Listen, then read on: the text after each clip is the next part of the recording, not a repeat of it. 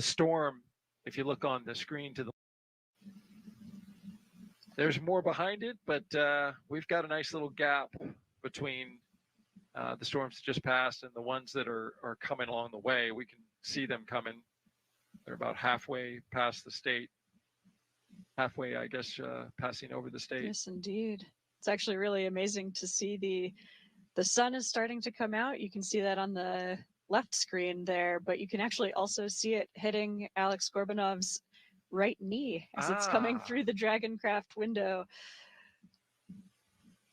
Great reminder that they are, for now, still on Earth.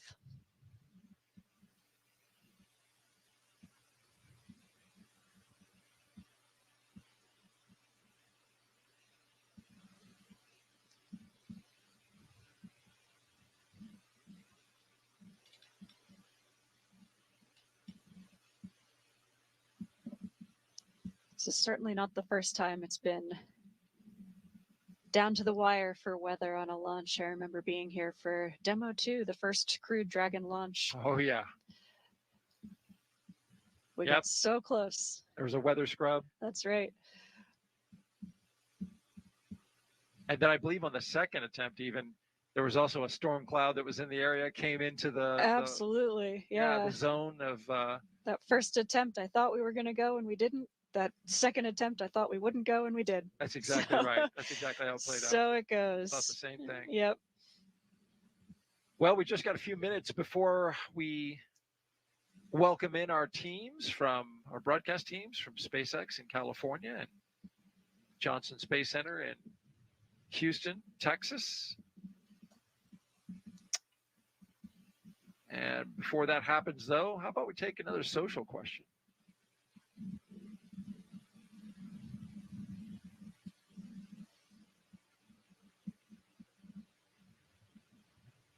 If you want to submit your question, you can do so on the platforms Facebook, YouTube, X, and Twitch.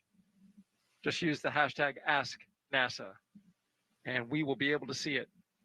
Like this question that we got from Future on X, who asked, my son Ryan, who is 8 years old, asks, can NASA take this rocket to the moon next? Oh, that's a great question. We will be taking a different rocket than this one for our return to the moon with the Artemis missions. You'll notice rockets that took the Apollo astronauts to the moon were a little bit larger than this one, a 3-stage rocket, the Saturn V rocket. It's quite a bit more delta V, or ability to move mass from the surface of the Earth to somewhere really, really far away, like the moon. Actually requires a lot more propellant, a lot more power. So we won't be taking the Falcon 9, but SpaceX is certainly involved in developing their own heavy lift rocket, the Starship, which will be part of the infrastructure of the Artemis missions. So the current ConOps, or the current way we're going to do this, is that Crew, the astronauts, are going to take off from Earth on a NASA rocket in an Orion capsule, and then a different rocket, the Starship, will rendezvous with those NASA crew members and then take them to the lunar surface. Part of the human landing system that we've contracted with SpaceX to provide that descent down to the lunar surface. And the rocket you mentioned, Space Launch System. We currently have the segments for that rocket here at the Kennedy Space Center in our complex around the VAB, or Vehicle Assembly Building. It's all part of the Artemis program, NASA's program to return to the moon, put the first woman and person of color on the surface of the moon.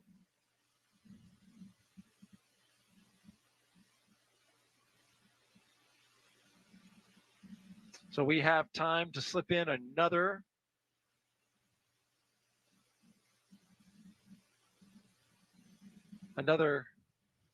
comment from Zena, I was going to say.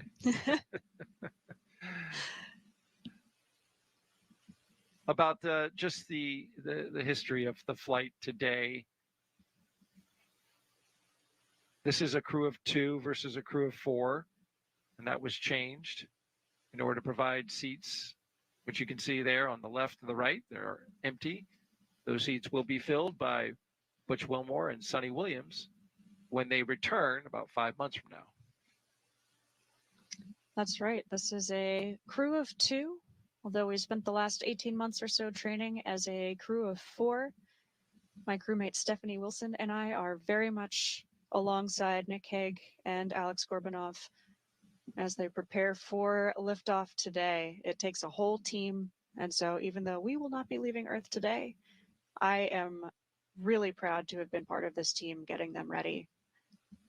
It's a huge collaborative effort, and it's something that I feel really humbled and honored to be part of.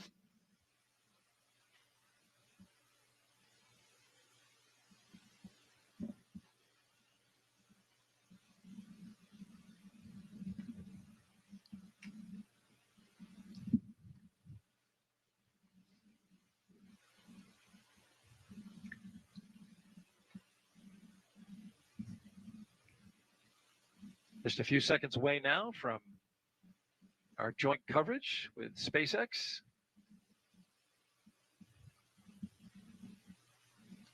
Very exciting, means we're getting closer.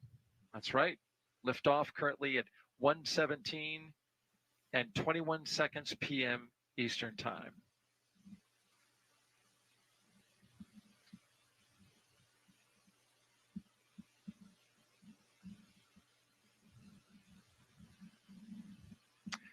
Good afternoon. I'm NASA's Daryl Nail, and I'm joining you here from the Kennedy Space Center. And this is NASA astronaut Zena Cardman, who has been gracious to spend the last 3 hours with us as we count down to the launch of Dragon spacecraft Freedom, sitting on top of a SpaceX Falcon 9 rocket. Liftoff time is still holding for 1:17 p.m. Eastern Time. You're watching live launch coverage of NASA and SpaceX's 9th rotational flight to the International Space Station. NASA astronaut Nick Hague and cosmonaut Aleksandr Gorbunov will be launching from Space Launch Complex 40 at the Cape Canaveral Space Force Station right here in Florida in a little over an hour. Once both of them get to station, they will join flight engineers Butch Wilmore and Sonny Williams as part of Expedition 72 and other crew members already on station. Butch and Sonny arrived to the International Space Station on a Starliner test flight back in June. But after experiencing some technical issues with Starliner, NASA extended Butch and Sonny's stay to about 8 months after prioritizing safety by including them in Crew-9 and bringing them back on a Dragon capsule. As you can imagine, they are awaiting both Nick and Aleksandr to join them on station. You trained with this crew. You were at one time the commander of this crew, but it had to change due to the decision made to prioritize the safety of Butch and Sonny. What are your thoughts about just that change? What was your reaction when you heard about it, and how have you been carrying yourself forward in that moment? Yeah, Daryl, it's complex, but so is spaceflight. Butch and Sonny are both test pilots, and they were on a test mission for that Starliner spacecraft. And so I think it's actually really valuable experience that we've gotten and a lot of great data, but we always prioritize the safety of the crew. And so even though we were all grateful to see that spacecraft land safely without crew on board, I personally think it's a good decision to always prioritize safety of the crew members. And Butch and Sonny are professionals who are well prepared. They are previous space flyers who have spent time on the space station before. So they're doing great work on board the space station now. And you're quite the professional as well, Zena, caring not only about your team and supporting them as they've continued to make these changes, but also being here with us to walk us through the milestones as we get ready for launch. Yes, Let's take you. Pleasure. Yes, absolutely. Let's take you through Crew-9's launch day preparations so far this morning. After waking up and having a bite to eat, SpaceX helped Nick and Aleksandr into their suits inside historic crew quarters suit-up room.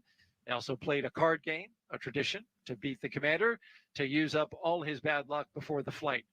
Then the crew followed in the same footsteps as every NASA astronaut since Apollo 7 in 1968, walking out to greet a crowd of family and friends. Freedom's with you. Dragon, just wanted to check in. Falcon and Dragon are still looking healthy for a launch attempt today. We're still watching the real-time weather for conditions at the T0. Ascent corridor does still remain go based on the latest forecast. At this time, we are trending to continue, and we expect to have the next update around the T-minus 1 hour mark. How copy? And Freedom copies. Ascent corridor is good, and we're just looking at local weather. We'll get an update at the T-minus 1 hour, and crew's doing good. Great to hear. Well, there you got the update. We got to listen in as SpaceX updated the crew right there, Crew-9 inside their capsule. And just to complete the thought, you see them now. The crew drove out to the pad. They ingressed the capsule, and they got buckled in, had their suits pressure checked, and are in good shape for launch at this moment. So at this time, we are expanding our coverage and would like to welcome SpaceX and NASA commentators joining us live from Hawthorne, California. Welcome to Leah and Atticus. Thanks, Daryl, and hello to those of you joining us today. I'm Leah Cheshire with NASA Communications. And I'm Atticus Federa, a propulsion engineer here at SpaceX. We are excited to be joining you for mission control here in Hawthorne as we count down to liftoff of Crew-9 just over an hour from now. So far this year, we've launched 5 missions to the space station, which includes 3 resupply missions, and those are CRS-30, Northrop Grumman 20 and 21, as well as 2 human spaceflight missions, Crew-8 and Axiom-3. Overall, this will be Dragon's 44th visit to the space station and its 13th human spaceflight mission to the orbiting lab. As Daryl mentioned, today's crew will fly aboard the Dragon spacecraft named Freedom, which previously flew the NASA Crew-4 mission, in addition to Axiom missions 2 and 3. Over the last 3+ hours, Crew-9 has been going through the detailed process of getting ready for their mission to the International Space Station. So let's introduce you to the crew. In the commander's seat, NASA astronaut and U.S. Space Force Colonel Nick Hague. He is making his second trip to low Earth orbit. This Kansas native and test pilot was selected by NASA as an astronaut in 2013 and has spent a total of 203 days in space conducting 3 spacewalks. Next to him is mission specialist Aleksandr Gorbunov, who was selected to be a cosmonaut in 2018. He studied engineering with qualifications in spacecraft and upper stages from the Moscow Aviation Institute, and he is a first-time flyer. We are so excited to have Nick and Alexander on board today. To date, SpaceX has flown 54 passengers to space since the Demo 2 mission in May of 2020. And coming up here at about T-minus 45 minutes, we'll be listening to the team to report their readiness for the propellant load with a final go-no-go pull. So far, it continues to be a smooth countdown, and we're looking good for an on-time liftoff at 1:17 p.m. Eastern Time from Slick 40 in Florida. Today's launch is a big day for spaceflight. It will be the first time in history astronauts will launch from Space Launch Complex 40. So while we wait for that go pull, let's learn just a bit more about how Slick 40 was prepared for today's flight. SpaceX acquired the lease for Slick 40 back in 2007, and 3 years later, Falcon 9 made its inaugural flight from the pad. Since then, Slick 40 has launched dozens of notable missions for SpaceX, including our first demonstration missions as part of NASA's Commercial Orbital Transportation Services program, as well as the very first Dragon commercial resupply services missions. As of today, Pad 40 has hosted over 200 Falcon 9 launches. In 2023, in order to accommodate for the growing Dragon manifest, we added a tower and access arm to support human spaceflight missions. So we now have the flexibility to launch Dragon missions at either Launch Complex 39A or at Slick 40. And in March of this year, the CRS-30 mission to the space station was the very first to use this access arm for the late loading of time-sensitive cargo. And today, for the very first time, a crew boarded Dragon using this new access arm to fly to space. To help prepare Slick 40, the team also added emergency egress chutes that provide a new way to rapidly evacuate anyone off the tower to maximize human safety across a variety of scenarios. This is a bit different from the slide basket system that is used at Launch Complex 39A, where baskets are suspended from slide wires that extend from the launch tower to a landing zone. This is something that, we hope we never have to use, obviously, but it is really amazing how quickly it unfolds and how quickly it allows someone to get off of the pad and or out of the kind of danger area, get into that car and move away. Yeah, certainly. So And- sorry about that.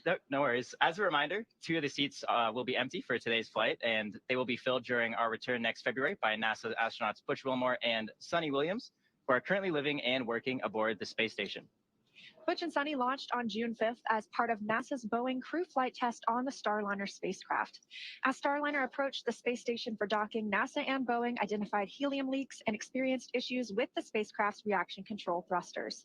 Following weeks of in-space and ground testing, technical interchange meetings, and agency reviews, NASA made the decision to prioritize safety and return Starliner without its crew. Starliner did safely land uncrewed on Saturday, September 7th. To prepare for those manifest changes on today's flight, Nick Hague and Aleksandr Gorbunov ran through a number of training exercises to allow Aleksandr to build his expertise on Dragon operations. They also performed emergency scenarios with stand-ins for Butch and Sunny to simulate the conditions they could face during the downhill or return portion of flight, and that is targeted for February of 2025. For each crew, SpaceX suits are custom tailored to fit each astronaut and provide oxygen, cooling, communications, and protection during the dynamic phases of flight. For Crew-9's return, there was already a reserve spacesuit on the space station that NASA astronaut Sunny Williams will wear for the journey home. In fact, Sunny helped SpaceX fit test their spacesuits a few years ago as part of the preparations for crew missions. SpaceX built a prototype of the IVA, or intravehicular activity, flight suit design for the original CCP cadre, which included Sunny, as part of the overall commercial crew development process. Butch Wilmore's suit was created using measurements provided by NASA based on his sizing for an extravehicular mobility unit, or EMU, which are the suits astronauts wear on spacewalks outside the space station, and that's being delivered on today's launch. So everything is set for Butch and Sunny to return with Nick and Aleksandr when Crew-9 comes home next year. Now we're just at about T-minus 1 hour and 7 minutes, counting down to today's launch. While we wait, let's check in with Nilofer at the Johnson Space Center to see how things are shaping up at Mission Control in Houston.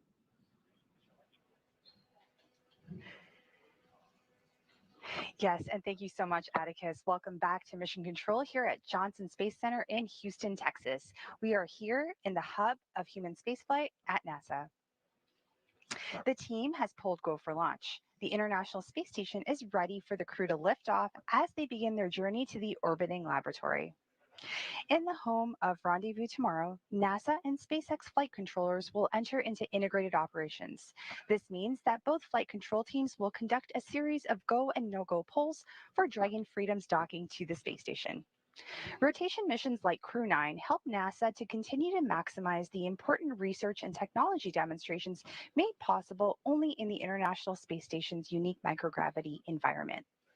The space station is critical for NASA to prepare for future commercial low Earth orbit destinations and to understand and overcome the challenges of long-duration spaceflight necessary for a long-term presence on the moon and crewed missions deeper into our solar system, including Mars.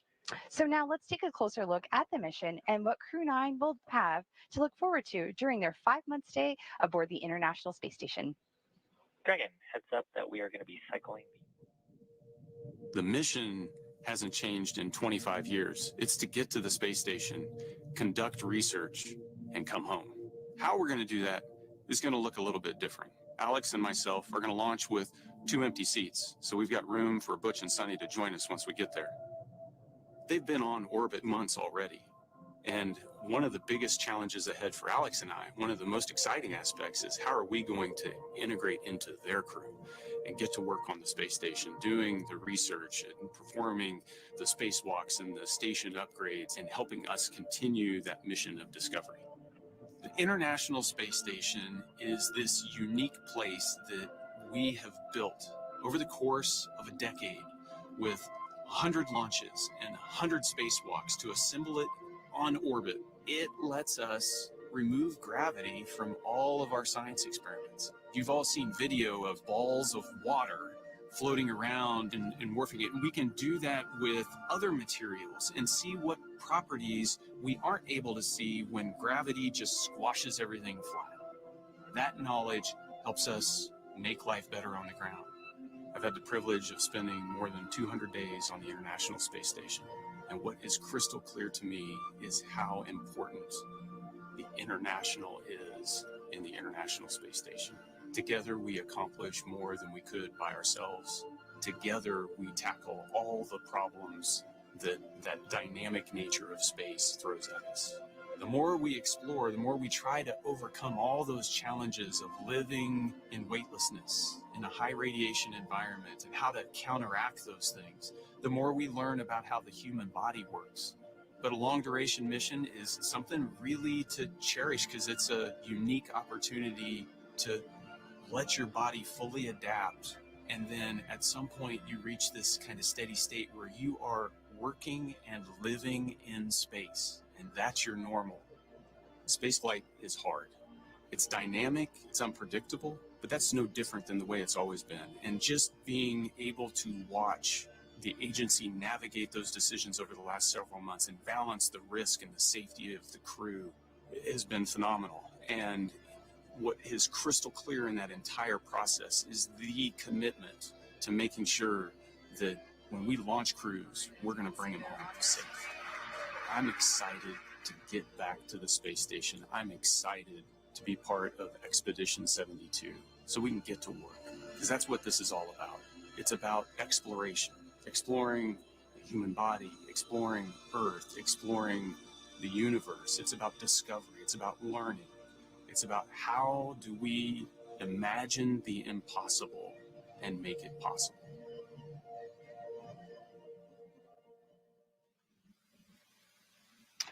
And welcome back here to the Kennedy Space Center in Florida. Just a quick programming note. If you're watching us on YouTube, make sure you refresh your browser, because that will allow you to chat with us, not us specifically, but with our producers and our support folks who will answer your questions. But then also, if you use the hashtag AskNASA, we'll get the questions to our astronaut, Zena Cardman, so she can answer them. And she's been doing a great job of answering all the questions leading up until this point. Thanks, Daryl. It's been a blast to be with you. It's been a several hours long process, actually, just part of an even longer process to get astronauts to the International Space Station. And we're just a little more than an hour away from liftoff now, as we look forward to a launch from Space Launch Complex 40 here at the Cape Canaveral Space Force Station. We have been monitoring the weather. One of the factors in today's launch, we have a good spacecraft, we have a good rocket, Dragon, SpaceX, and we have a good you pad. are go for section 5 of 4.100. Please report when you are go for launch.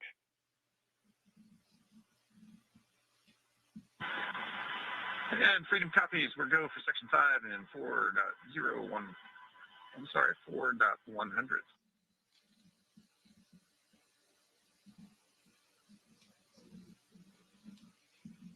And there you heard communication between Commander Nick Hague and SpaceX Core, the Crew Operations and Resource Engineer. This is communication we're going to be hearing throughout this point leading up to liftoff. That's right. Core, that voice from Mission Control in Hawthorne, is the one voice who is communicating directly with the crew today. You'll hear a few voices, but for the most part, we really like to keep those communications to a minimum. But our core, whose name is Shiva, just told the crew that we are continuing to progress towards launch. The next big milestone coming up will be the go, no-go decision to start loading propellant onto the Falcon 9 rocket. And that's a big decision, Zena, because as you know, that is going to take the weather into account. And SpaceX Freedom, section 5.4, we're go for launch.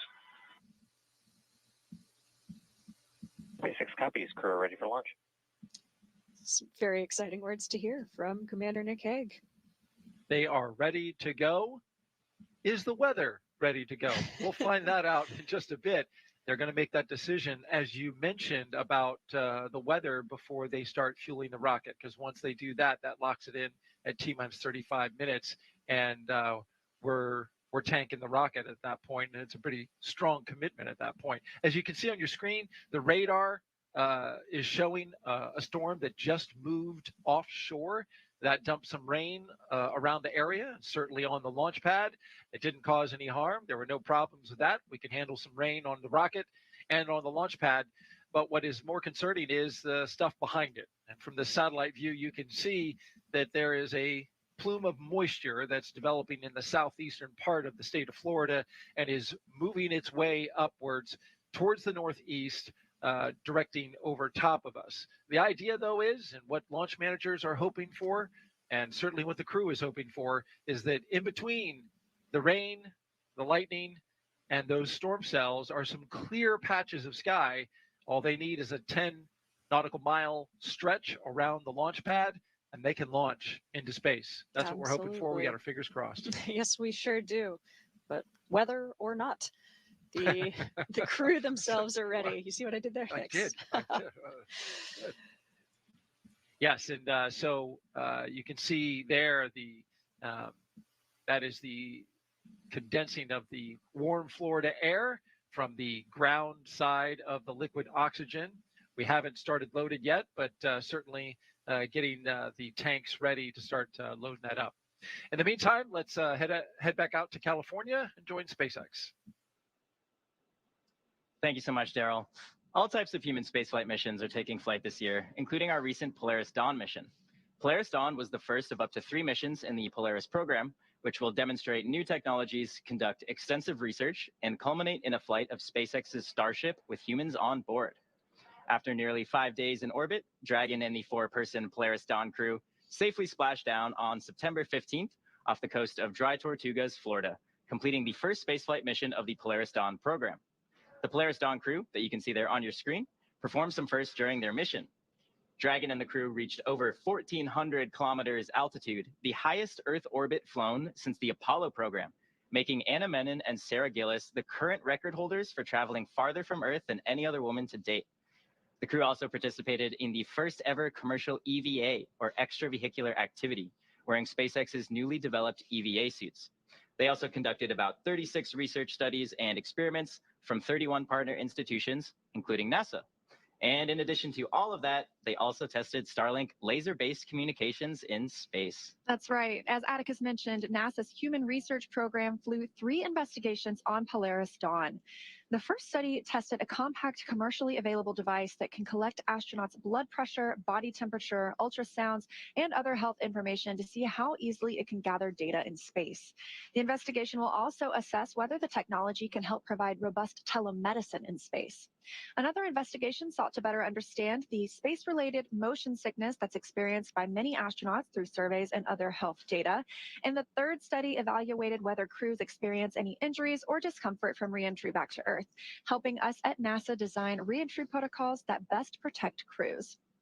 Additional human research was conducted on the Polaris Dawn crew members through the NASA-funded Translational Research Institute for Space Health, a cooperative agreement with multiple universities assessing sleep, eye health, immune systems, and more to help NASA build and maintain a robust archive of human health on everyone who flies in space. Missions like Crew-9 and Polaris Dawn are important steps in building our future in space. Each mission delivers critical lessons and science that can inform long-duration spaceflight missions and help us continue on our journey to making life multiplanetary. Lessons learned also help guide development of SpaceX's Starship vehicle, which will be a key element in putting humans back on the moon and eventually on Mars. Before we head into our next interview, let's learn a bit more about what's happening with Starship down at SpaceX headquarters in Starbase, Texas. The first flight of Starship was in April of 2023, and the vehicle for the 5th flight is currently stacked and ready to fly. We made major strides with Flight 4 earlier this summer with a successful landing burn and a soft splashdown of our Super Heavy booster. We also saw a Starship survive re-entry for the first time with views live streamed from the vehicle via Starlink from space all the way through splashdown. We've got more flights planned that will start demonstrating some of the key technologies that will help make Starship fully and rapidly reusable. Now, the one I'm super excited about is catching that Super Heavy booster, which we'll be attempting on our next flight. If you've seen Starbase recently, you probably noticed that our teams have completed stacking the 2nd launch tower at Starbase, which will be coming online early next year. Having 2 operational launch towers paired with ships and boosters rolling off the line in our new Star Factory will allow us to increase our flight cadence and test more rapidly. Our teams at Starbase have been hard at work on the continued Star Factory expansion. This 1 million square foot facility brings Starship and Super Heavy manufacturing closer together for more optimized production. And that will set the stage for us to rapidly produce hundreds of ships each year. And that's what it's going to take to build a self-sustaining city on Mars. Production lines are spinning up in Star Factory with multiple next-generation Starships currently in build as we get ready to ramp up our launch rate. We did recently static fire the Starship for Flight 6, producing some incredible video of its 6 Raptor engines in action. And we do have boosters already built for the next several flights. And I'm really looking forward to seeing us catch the booster on the tower. That'll be a huge milestone. So I think we're all looking forward to that. Now, because Starship will serve as the lunar lander on Artemis 3, which is currently scheduled for the second half of 2026, it'll be the first to send humans to the lunar surface since Apollo. So we can expect to see SpaceX ramping up testing this year and next. The NASA and SpaceX teams have been working through a ton of additional hardware milestones outside of the flight tests, including the recent testing conducted with Starship's airlock and the Axiom spacesuits NASA astronauts will be wearing on future moonwalks. One of the next major milestones in testing will be the first ever ship-to-ship propellant transfer, where 2 Starships will rendezvous in space and transfer propellant from one to the other. Putting humans back on the moon is a major milestone. Our mission at SpaceX is to enable this type of exploration, and we can't wait to see this feature unfold. For more on what else is happening in the world of exploration, we'll hand it back over to Daryl and the crew in Florida. Thank you very much, Atticus. T-minus 52 minutes and counting until liftoff. T-minus 52 minutes and counting until liftoff. As we've mentioned, today will be the first time we launch astronauts from Pad 40. For more on what was done to make that happen, we now have NASA's Megan Cruz live from a nearby launch viewing location here at Kennedy. Hey, thanks, Daryl. And I'd also like to introduce Alec Jacobs. You see him right there next to me on the screen. He's the launch site integration lead with the Commercial Crew program. And we wanted Alec on today because, Alec, you were part of certifying Slick 40 for this inaugural crewed launch. Can you tell us about that? Yeah, so I've had the pleasure of being on the team that's been working on Slick 40 for the past 2 years to get it ready to launch Crew. 2 years ago is when NASA and SpaceX made the decision that we wanted to be able to have Slick 40 as a backup launch pad for crewed missions. So since then, the teams have been hard at work implementing all the crew systems. We've implemented the crew tower, crew access arm, emergency egress systems, and all the Dragon systems needed to fuel and get ready the Dragon spacecraft for launching crewed from this pad. So it's been a great work over the last 2 years, and things have really come together in the last 6 weeks as we focused our effort on Slick 40. Yeah, and you guys had to pivot to Slick 40, right? Because Crew-9 was supposed to launch on 39A, but as we know, it's really busy here on the Space Coast. Yes, it is really busy on the Space Coast, like you said. So a lot of launches going on from both 39A and 40 across the Space Coast. One of the ones we were looking at closely was NASA's Europa Clipper, which is actually planned to go off of 39A in October timeframe. So because of that and because of the move to the Crew-9 launch date, we were able to move to Slick 40 because of the crew capability we've been working on for the last 2 years. So really glad we put all that effort into that backup capability at Slick 40. And now as it's all coming together today as we hope to launch here in just a little bit. Yeah, so it sounds like agility, flexibility, that was really key to getting us to launch day today. Can you walk us through some of the other changes that maybe the program had to navigate? I mean, including obviously, launching 2 members instead of 4. Yeah, so a lot's happened in the last 6 weeks. And like you said, Megan, launching 2 crew members versus 4. Our teams have had to adjust to that, make sure we have the right training protocols and plans in place for the 2 versus 4 contingent. We're also able to let our first stage booster fly on its first mission out of Slick 40, get a flight on that booster, and now we're using it for the second time. And like you said, we're moving from 39A to Slick 40 for this launch. So a lot of flexibility among our teams and a lot of capability within our program and within NASA for our crew launch capability. So it's really great to see that we're able to accommodate all of these changes kind of at the last minute and still be able to get to launch today. Yeah, really talented people that we work with here. So thank you so much, Alec. We're now just minutes away from polling the launch team to see if we're going to load propellant into the Falcon 9. So let's introduce you now to Ronnie Foreman, live at SpaceX headquarters in Hawthorne, California. Thanks, Megan. I'm Ronnie Foreman, a senior commercial sales manager here at SpaceX, and I'm excited to be joining you all. We are coming up on just under 50 minutes to launch. Dragon SpaceX for a weather update. Call out there from our core about a weather update. Freedom's with you. Dragon, have good news that the most of the concerning weather that we saw from earlier has either cleared the pad or is trending to clear. We are still watching some precipitation, and we are expecting our next cross-check at around the T-minus 45-minute mark. We'll let you know, along with the go-no-go for a prop load, what that weather looks like. How copy? Freedom copies. Outstanding news. Thank you. Good news from our core there from Mission Control. We are coming up on just about 49 minutes to launch, and obviously our teams are carefully moving through the pre-flight process. A lot of preparations have brought us to this point, including a dry dress rehearsal and static fire on Tuesday. A dry dress rehearsal is a practice run before launch, where all of the steps are conducted except for the loading of propellants, which is why we call it dry. The integrated spacecraft and rocket are rolled out to the pad and raised vertically, and the crew and all of the support teams go through their steps exactly as they would on launch day to make sure that they're ready when we do go for launch. However, during a static fire test, which we also did earlier this week, the crew is not present. Propellants are loaded and the engines on the booster are fired for just a few seconds while the rocket is held down to the launch mount. The data from the static fire test is then reviewed and incorporated into NASA and SpaceX's decision to proceed with launch. All of that hard work brings us to today, and next up in our countdown, our launch director will check in with the team for readiness, both for prop load, as you heard earlier, and for launch. The Dragon team, as well as key NASA launch members, are currently at the Launch and Landing Control Center at SpaceX's Hangar X in Florida. The launch director will also check in with the Dragon mission director, or MD for short, and NASA launch manager to make sure they're ready to move forward. Right now, of course, our two-person crew is on board Dragon waiting to get that green light to stow the crew arm for launch and arm the launch escape system. Once our LD gives the go-ahead, we should get a good view of the access arm moving away from the spacecraft. The range continues to be go for launch today, monitoring the clearance area surrounding our launch pad, as well as the air and sea space along the flight corridor. If you're joining us on the Space Coast, you know it's about 85 degrees out with just a bit of a breeze, and we're hoping you're going to have a great view of launch today. And of course, as you heard earlier, overall weather is trending in the right direction, and we are currently tracking a 35 to 40% chance of weather violation at our target liftoff time.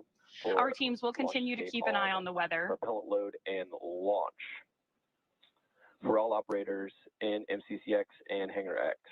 Both control rooms will go into lockdown at T-minus 45 minutes and will remain in that state until the launch escape system is disarmed. All operators are to remain at their console, maintain the sterile cockpit until MD confirms successful disarm of the launch escape system following orbit insertion or propellant offload.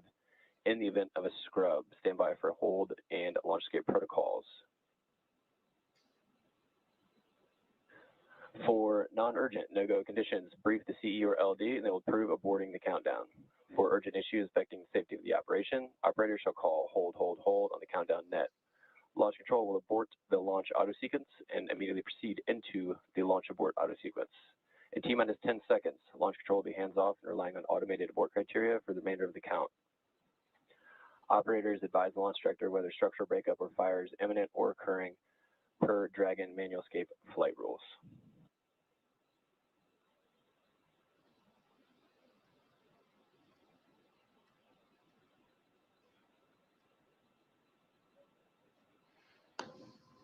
So with those instructions to our team, obviously we are moving forward. And as Shiva mentioned earlier, we are tracking that T-minus 45 pre-fueling weather briefing.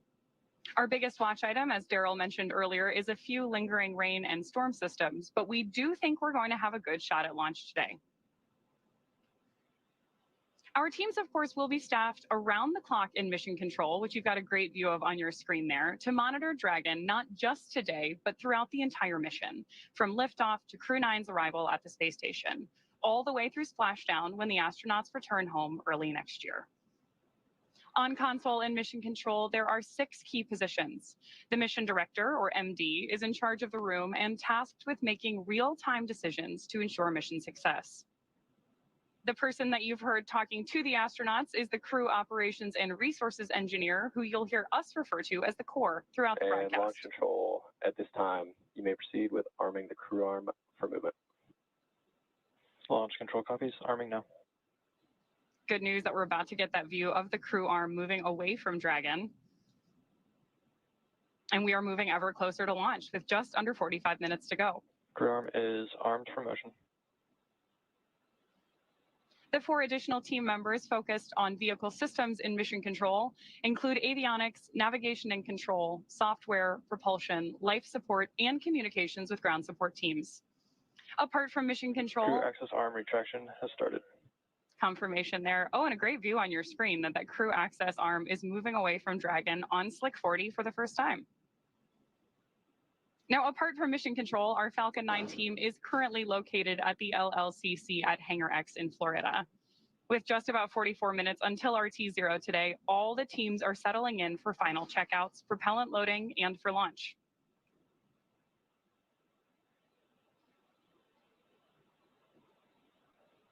We are expecting propellant loading to begin just in about 8.5 minutes here.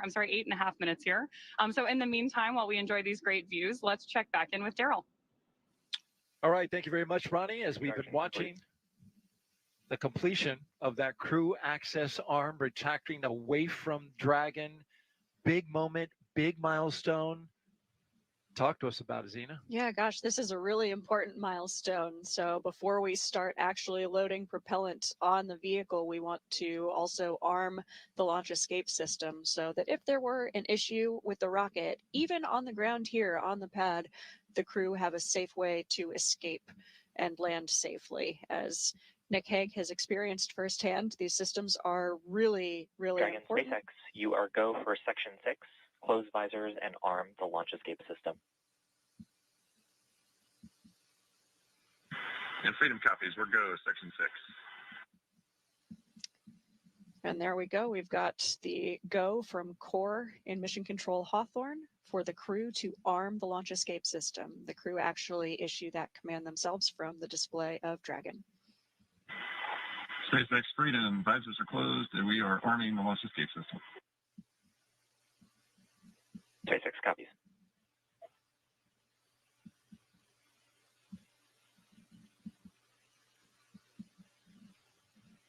All of these milestones moving towards the big one, which is tanking Falcon 9 with propellants, which would kick off at T-minus 35 minutes. A update on the weather from Launch Weather Officer Brian Cizik, who informs me that the probability of violation has now gone to 30%, reflecting a 70% armed.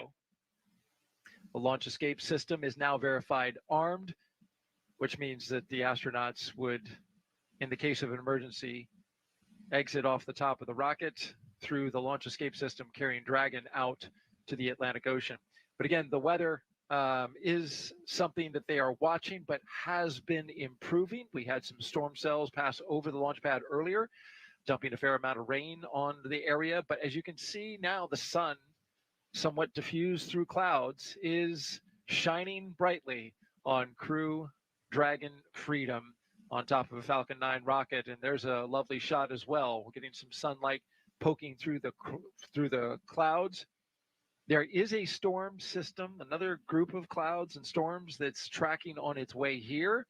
But according to Brian Cizik, it is not going to arrive before T0. And that's a great update and a great improvement in the weather scenario. That's exactly right. Things are trending in a positive direction. I'm feeling optimistic. And of course, we want to make sure we have a good weather window before we give the final go to launch, but things are looking positive today. That launch escape system, of course, there for an emergency.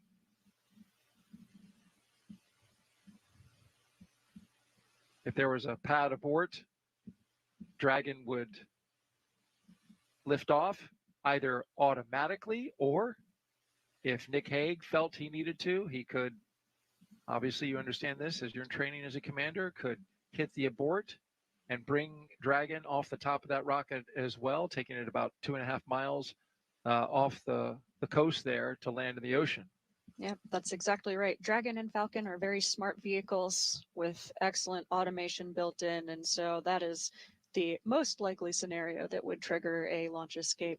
But of course, the crew have the ability to trigger that manually using a handle that's just below the displays of the Dragon spacecraft. And actually, certain ground operators can also trigger it remotely.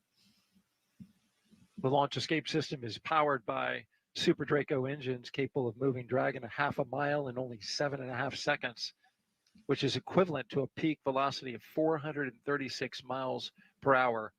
something the astronauts would certainly feel. Yes, absolutely. So you could expect in the case of a launch escape to experience some really high G loads.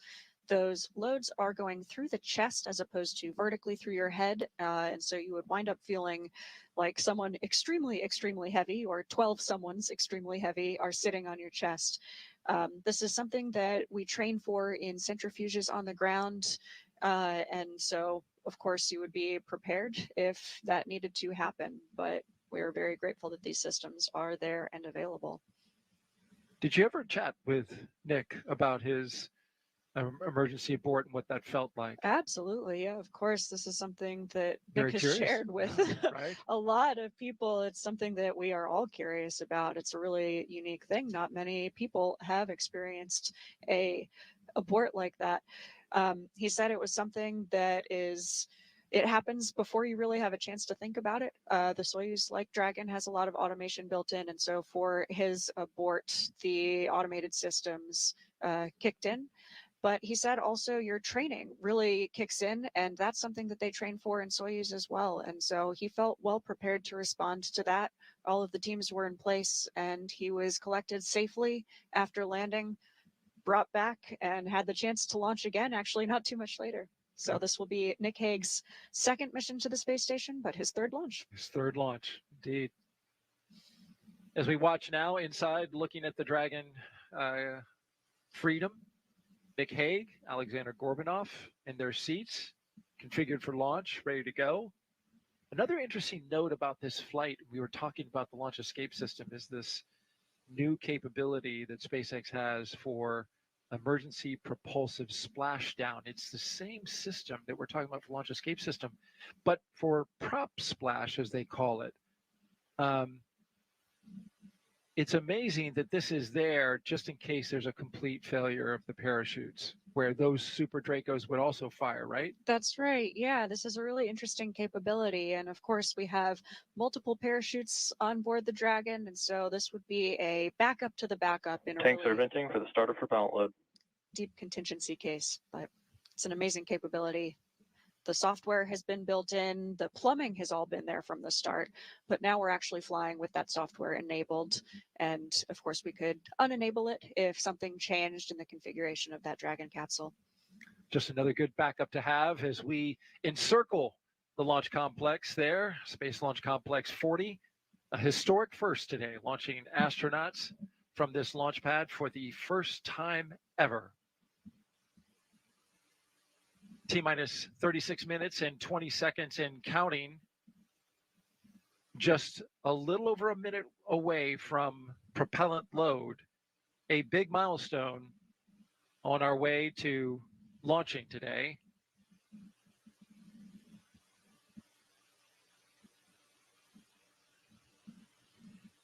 T0 is 1:17 and 21 seconds p.m. Eastern Time. It is an instantaneous window. We have to go at that second or we don't go at all. That's all because of the timing necessary to catch up to the International Space Station. It's the most efficient time of this day to launch there, using the least amount of propellant that you would have to otherwise. And propellant is needed for a lot of things. Get the astronauts up, and of course we're bringing this booster back as well. Absolutely. Although we would like to think we are in charge, it's actually physics is the boss today. Absolutely.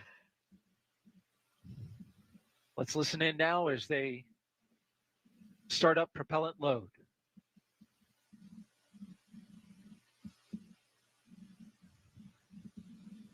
Propellant load has started.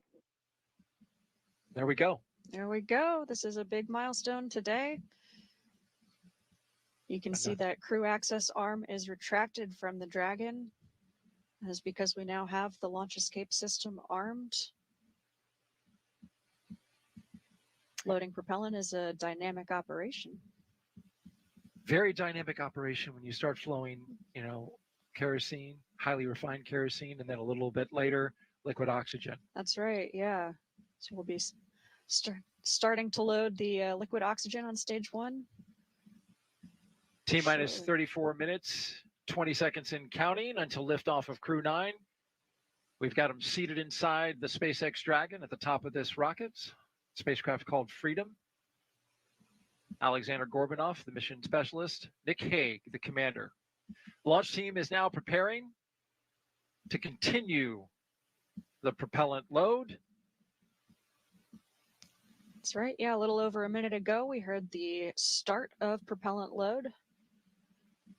We'll be starting with stage 1, then stage 2. Skipping a little bit forward, once they launch, get into space, and arrive at the ISS, they've got some incredible science that they will be doing. Here's a closer look at how we're getting that science done.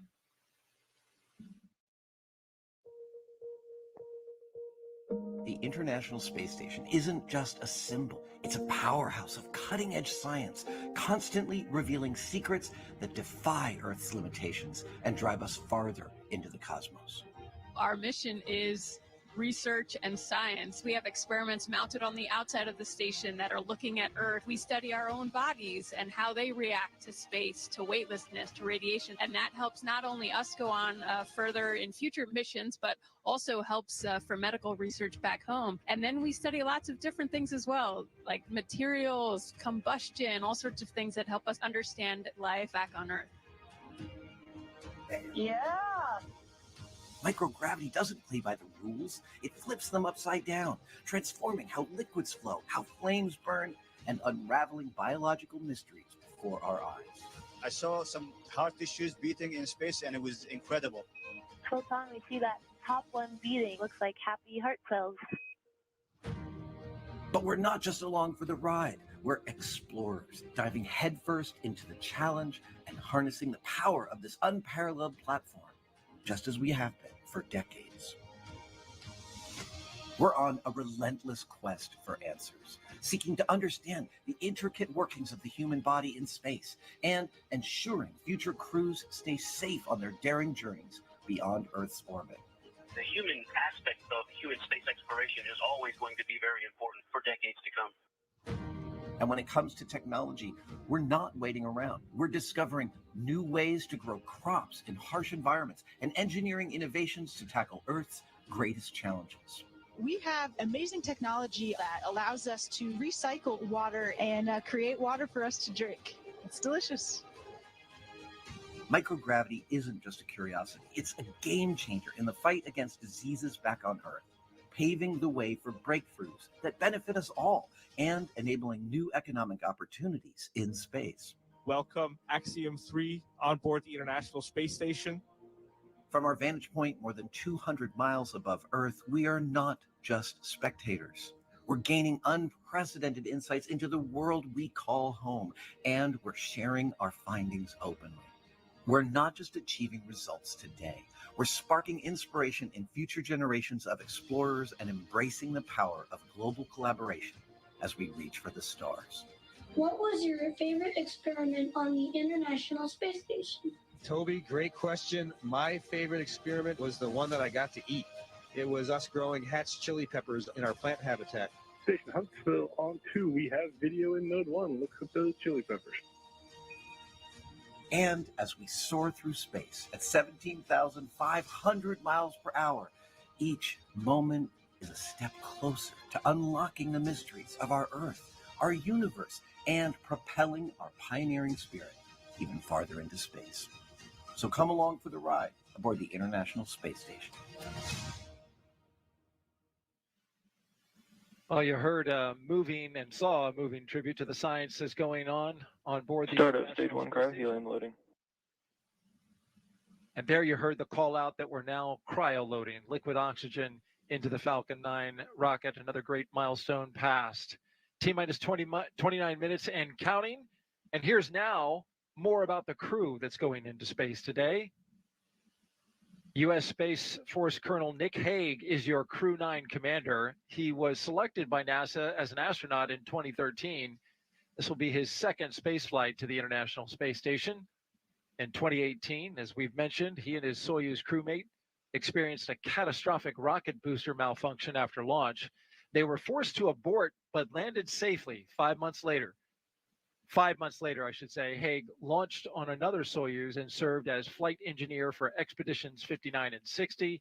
He spent a total of 203 days in space and performed 3 spacewalks. The Kansas native is a test pilot and a distinguished graduate of the United States Air Force Academy. Nick spent 5 months in Iraq in support of Operation Iraqi Freedom. He voluntarily transferred from the United States Air Force to the U.S. Space Force in 2021 and is an active colonel. His wife, Katie, is a retired U.S. Air Force colonel, and they have 2 sons.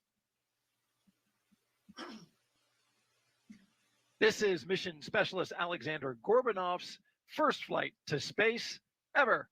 He studied engineering with qualifications in spacecraft in upper stages from the Moscow Aviation Institute. Gorbunov graduated from the military department with a specialty in operation and repair of aircraft, helicopters, and aircraft engines. Before his cosmonaut selection in 2018, he worked as an engineer for a rocket space corporation and helped support cargo spacecraft launches from the Baikonur Cosmodrome.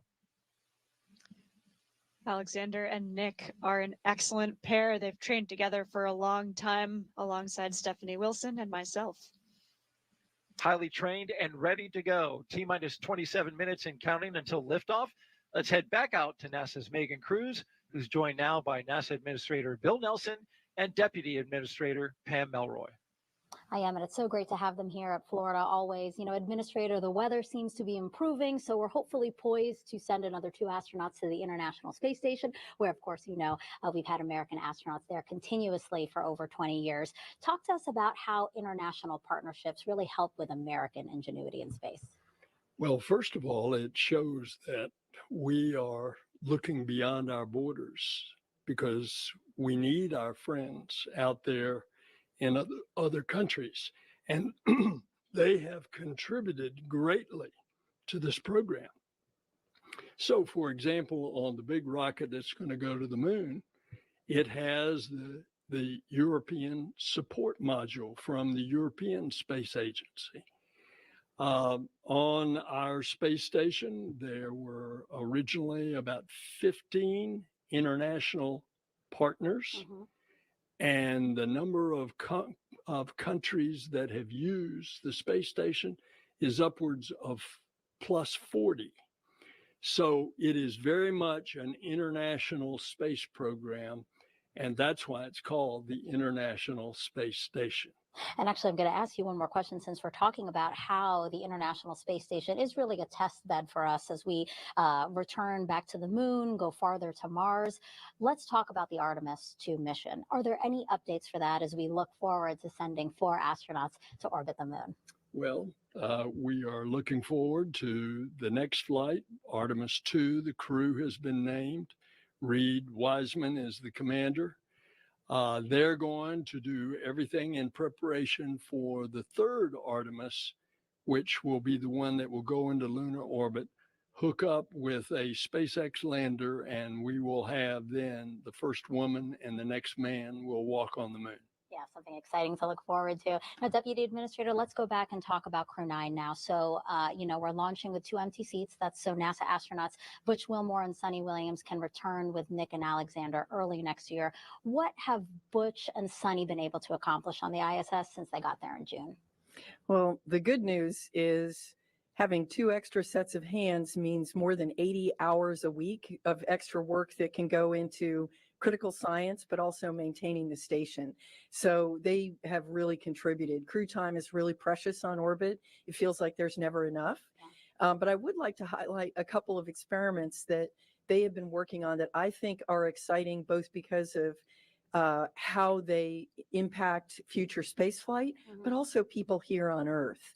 So the plant management, a water management experiment, which is testing different techniques for transporting water to plants. Now, in space, in microgravity, water doesn't flow the same way without gravity to take care of it. But what's interesting is not only will that help us when we go to the moon and we go on to Mars, the ability to grow our own plants, but it also affects hydroponic systems here on Earth. The other experiment that I think is really significant is looking at taking some tissue cultures of the bone marrow that creates platelets, right? Very important in our blood system. And they're going to grow them in cultures. And part of that is to look at blood clotting and how those cells develop and how it might work in space. Right. But it also is going to help us understand blood clots better here in gravity by being able to compare the two. I know. So they're doing very significant science. Yeah, it's always so great to have veteran astronauts there as well. All right, so let's head back over now to our commentators in Hawthorne, California. Thank you both. Thank you, Megan. As we continue to count down, let's take a closer look at the vehicles that will be taking Crew-9 to the International Space Station today. Falcon 9 is a two-stage rocket developed and manufactured by SpaceX, known for its safe, reliable, and cost-effective access to space. It's also the first and currently the only orbital-class rocket capable of reflight. Sitting at the top of Falcon 9, Dragon and its trunk stand over 26 feet tall. There are 2 windows on the spacecraft, plus 1 under the nose cone. The nose cone opens shortly after launch to expose the forward bulkhead thrusters and docking mechanism that will connect to the space station. Dragon's trunk holds solar cells, which power Dragon while it's in free flight. The trunk can also carry unpressurized cargo. Dragon has 16 Draco thrusters that can be used in space to help navigate the spacecraft to its destination, each providing 90 pounds of force. That doesn't include the 8 Super Draco thrusters used for an abort, which are no longer active once the crew is in orbit. Dragon has played a significant role in advancing our future in space by safely transporting crew to and from the space station. There's currently 4 Dragon spacecraft supporting human spaceflight missions that have docked to the station, and those are Endeavour, Resilience, Endurance, and Freedom. Designed to be the safest spacecraft ever flown, Dragon is capable of carrying up to 7 passengers to and from Earth orbit and beyond. Crew-9 is SpaceX's 15th human spaceflight mission since 2020, when Dragon became the first private spacecraft to take humans to the International Space Station. Dragon has completed over 47 launches and flown 54 astronauts representing 14 countries. Throughout all of those missions, Dragon has helped support more than 1,000 experiments. Altogether, the reusable Dragon spacecraft have completed 8 human spaceflight missions on behalf of NASA and visited the station 42 times under NASA's commercial resupply and commercial crew programs. And through all of that, Dragon has proven to be quite a versatile spacecraft. It can autonomously dock to the space station when outfitted with the ISS docking adapter, as it is for today's flight. When not going to the space station and in free flyer mode, the docking adapter can be swapped out for a cupola. Then, of course, you have our newest option, the Skywalker hardware, to support extravehicular activities, which the crew just used for the first time during Polaris Dawn. Continuing down the vehicle, we have the second stage. The second stage is powered by a single Merlin vacuum or MVAC engine, and this engine is optimized to perform in the vacuum of space. After stage separation, the MVAC will ignite and carry Dragon to its target orbit. The Falcon 9's first and second stages are connected by the black interstage, which houses the MVAC engine and the systems that decouple the 2 stages during stage separation. Below that, of course, is the first stage, which is powered by 9 Merlin engines. These 9 Merlin engines provide the initial thrust to lift Falcon 9 off the pad and clearing the tower through the lower, thicker parts of the Earth's atmosphere. Each of these 9 Merlin 1D engines delivers about 190,000 pounds of thrust at sea level, and that gives Falcon 9 a combined 1.7 million pounds of thrust. After stage separation, stage 1 will return to Earth for recovery and reuse on a future mission using a combination of the Merlin sea-level engines and the 4 titanium grid fins located near the top of the booster, which will guide it during its re-entry and landing. The Falcon 9 first stage is also equipped with 4 landing legs that deploy just before landing to allow for a vertical touchdown on either a drone ship or a landing pad. And today, we'll be attempting to land this booster at Landing Zone 1 back at Cape Canaveral Space Force Station.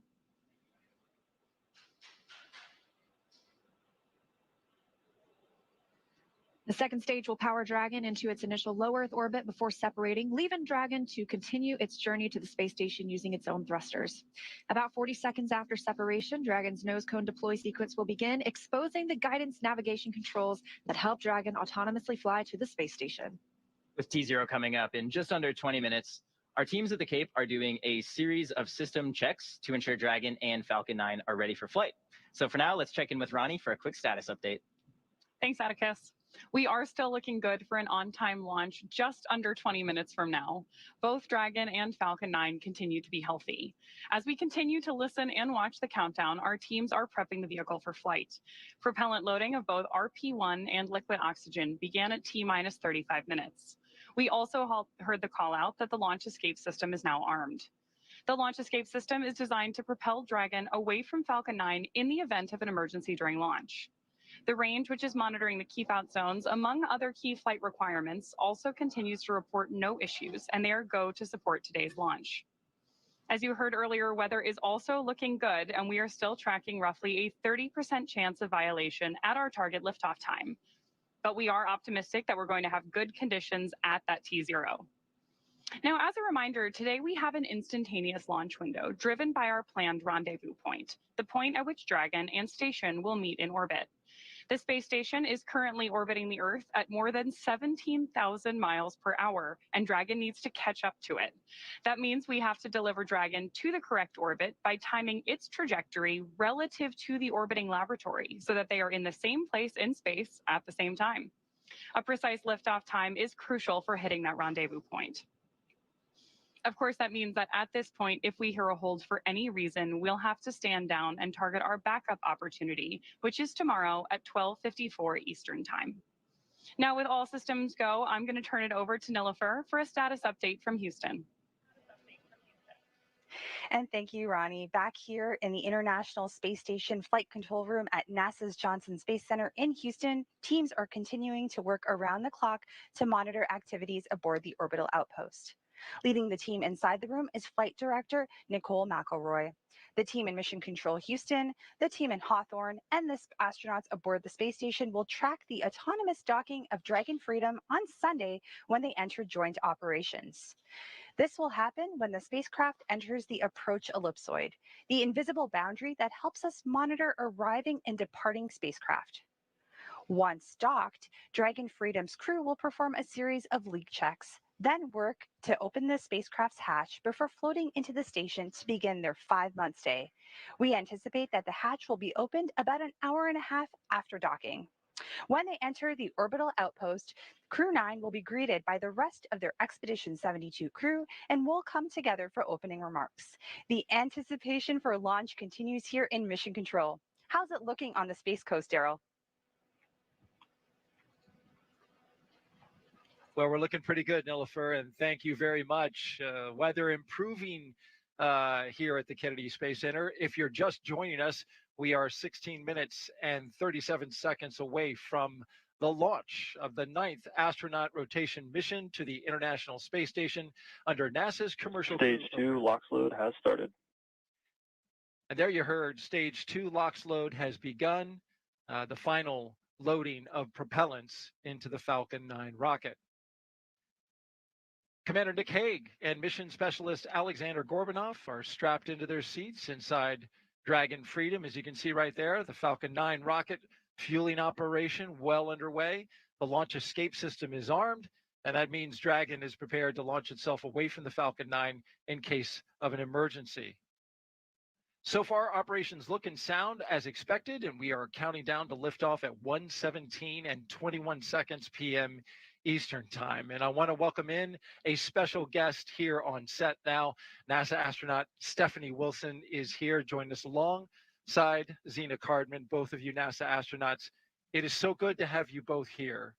You both trained for Crew-9. This is where you probably expected to be on this day, but you have accepted this role of supporting your friends for launch. And as they get ready to launch with 15 minutes left to go, Stephanie, question for you. What is the mindset of the crew that you trained with? You've flown into space 3 times on the space shuttle. What's the mindset of the crew right now? Well, thank you, Daryl, and thank you, Zena, for having me join you today. And yes, they both Zena and I have trained for 1.5 years with Nick and Alex. They have trained hard. They are well prepared. In this moment where they are strapped inside the vehicle with just the 2 of them, they are reviewing procedures. They have trained for this moment. They are ready to execute the mission. They are, of course, looking forward to the work that's ahead of them on the International Space Station. Perhaps a little bit sad to be leaving family and friends, but they'll be talking to them soon once they have docked to the International Space Station. But it's a moment to review all of the hard work that has gone into this moment in the preparation and to be ready to execute the mission, which they will do very well. Speaking of hard work, you both trained for Crew-9 for a year and a half. And so from a human level, we know you are professional astronauts. Your seats were needed for Butch and Sunny to bring them back. What was it like for you personally when you learned that you wouldn't be flying today, but you would be flying some other time, but not today? Yeah, gosh, Daryl, I think I felt a lot of emotion when I saw Stephanie walking through the door there. It's bittersweet, but it's a really beautiful thing. I think any launch is a testament to the power of collaboration, and this launch maybe even more so than usual. I think from my perspective, it's a privilege and a choice to take part in something that's larger than yourself, and that's a choice that I make today and the next day and the next day. So in this moment, it's feeling exciting, it's feeling bittersweet, but for the most part, I'm feeling a lot of joy and pride in our space program and so excited for our crew members, especially Aleksandr. This is his first launch to space. Nick, this will be his second mission to the International Space Station. It's going to be a beautiful day. And I think for you, Steph? Yes, very, very similar. I think that we all train together. Adaptability and flexibility is key as we look across our corps. You know, we all train for various roles, and we select people that can serve in various roles and can be seamlessly thrown into different roles. And excited for them. We're always excited for our colleagues to have an opportunity to launch into space. Of course, we wish we could be with them. We have trained with them for this time. We of course want to be together. We have built friendship and camaraderie and learned for the roles for the Crew Dragon and for the International Space Station. But I am very excited for them, looking forward to hearing their stories from space and for seeing them launch. And that launch just 12 minutes away, a little over 12 and a half minutes away, the Falcon 9 rocket. Well, this is a booster that can be reused more than a few times with minimal maintenance. At the time that this launch happens, it will be flying over the International Space Station, rather, will be flying 260 statute miles over northeast Bulgaria. Crew-9 will then spend the next 28 hours or so chasing down the International Space Station for a rendezvous currently targeted for September 29th at 5:30 p.m. And we'll have live coverage on NASA TV of docking, which will arrive when it does dock, about 2 hours before. And so I want to thank Stephanie Wilson for coming in and joining us. We really appreciate your time and being here. Thank you so much for sharing your thoughts with us. As we continue to count down, T-minus 11 minutes and 42 seconds and counting, getting close to terminal count.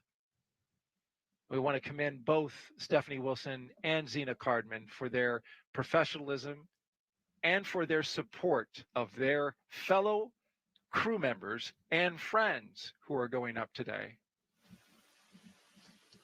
that's absolutely right, Daryl. It's an exciting day to be here. And although 50% of us are staying on the ground this morning, we are part of this mission, this Crew-9 mission, and we're so proud to be part of the team that got this Dragon Freedom, Nick Hague and Aleksandr Gorbunov ready for flight today. Thinking about another minute or so, we'll hear the next expected call that the crew displays are configured for launch. We'll hopefully hear at that point some great words from our commander. That's right. Nick Hague is going to have some words for us, so we're going to tune into that. And you and I will join Stephanie outside and watch your friends launch to space. In the meantime, let's send it out to SpaceX in California. Dragon, SpaceX. Confirm crew displays are configured for launch.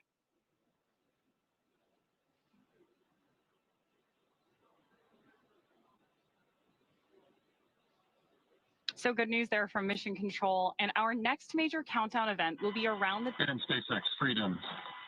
We can confirm our displays are configured for launch. I'd also like to take the opportunity to thank the entire team around the world for your hard work and dedication to get us to this point. Alex and I are ready and honored to represent you and everyone back on Earth. A huge thanks to our families and friends for your unwavering support, and to Crew-9, unbreakable. We go together.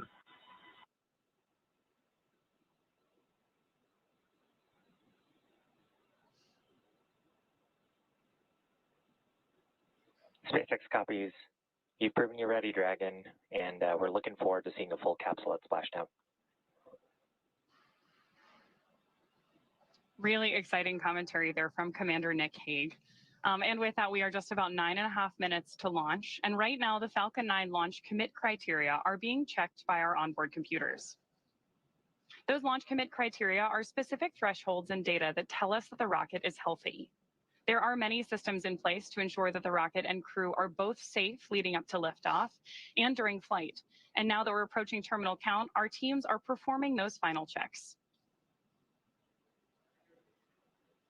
Just coming up on 9 minutes before launch right now, we just heard from Commander Nick Hague. He and Aleksandr Gorbunov are suited. They are seated in Dragon Freedom there, as you can see on the screen. We have teams here at Mission Control Hawthorne monitoring the vehicle, both Dragon and Falcon 9. Meanwhile, in Houston, as we heard from Nilofer, some of those teams in console positions are keeping tabs on the space station, its reboost capabilities, making sure everything is looking good for Dragon's arrival tomorrow. We're looking at about a 9-minute ride to orbit today, and that's the point that the second stage will cut off.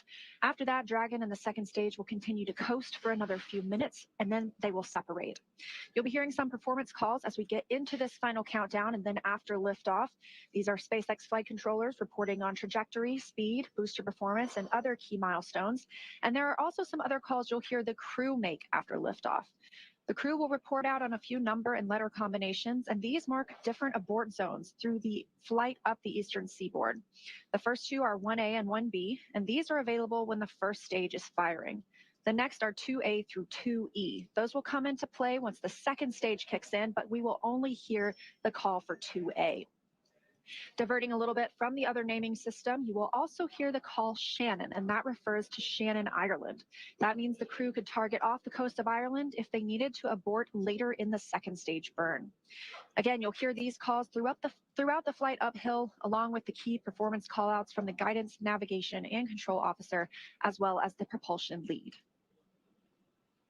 One of the next callouts we're listening for in our countdown is the announcement that Stage 1 engine chill has started, which is one of the key processes that prepares the engines on board our first stage for flight. Right now, propellant in the tanks is isolated from the engines, but at T-minus 7 minutes, we'll open the engine pre-valves and start passing just a trickle of liquid oxygen through the Merlin engine pumps, chilling those engines for the start sequence. Stage 1 engine chill has started. Confirmation there that that engine chill has started. Now, we do this because the super chilled and densified liquid oxygen on board is really, really cold. So we use the process to bring that engine hardware down to a cooler temperature before flowing all of the LOX and propellant into it during flight. At liftoff, Falcon 9 is consuming 700 gallons of fuel per second. So engine chill helps us to prevent thermal shock and ensures nominal engine performance. The next thing we're listening in for is the confirmation that RP1 load has been completed on board Stage 1. RP1 is that densified kerosene or rocket fuel that propels the crew into orbit. All of that RP1 is fully, or we are waiting to hear that it is fully loaded onto the rocket, and the second stage loading was completed earlier. So we're still loading liquid oxygen as well on the first and second stages. Stage 1 fuel load is complete. Confirmation right on time that RP1, the densified kerosene loading, is now complete. Again, still loading liquid oxygen on the first and second stages. We need this to combine with the densified kerosene. That RP1 liquid propellant needs an oxidizer to combine with in order to ignite. Coming up next at the 5-minute mark, we'll hear the call for Dragon to configure for terminal count and then transition over to internal power. And then we'll hear the propellant tanks on Falcon 9 are getting ready to pressurize, which means they'll have some additional rigidity and structural support for the rocket as we get ready for the strong back to retract. The strong back provides access to Falcon 9's fueling lines and umbilicals for both prop load and the different gases being loaded on board. The clamp arms will open and it'll move just a couple of degrees at first, and then we will see it swing open completely at the moment of liftoff. We'll continue to check through a couple more fueling milestones, including one around the 2-minute mark before flight, where we'll hear liquid oxygen loading is complete on the second stage.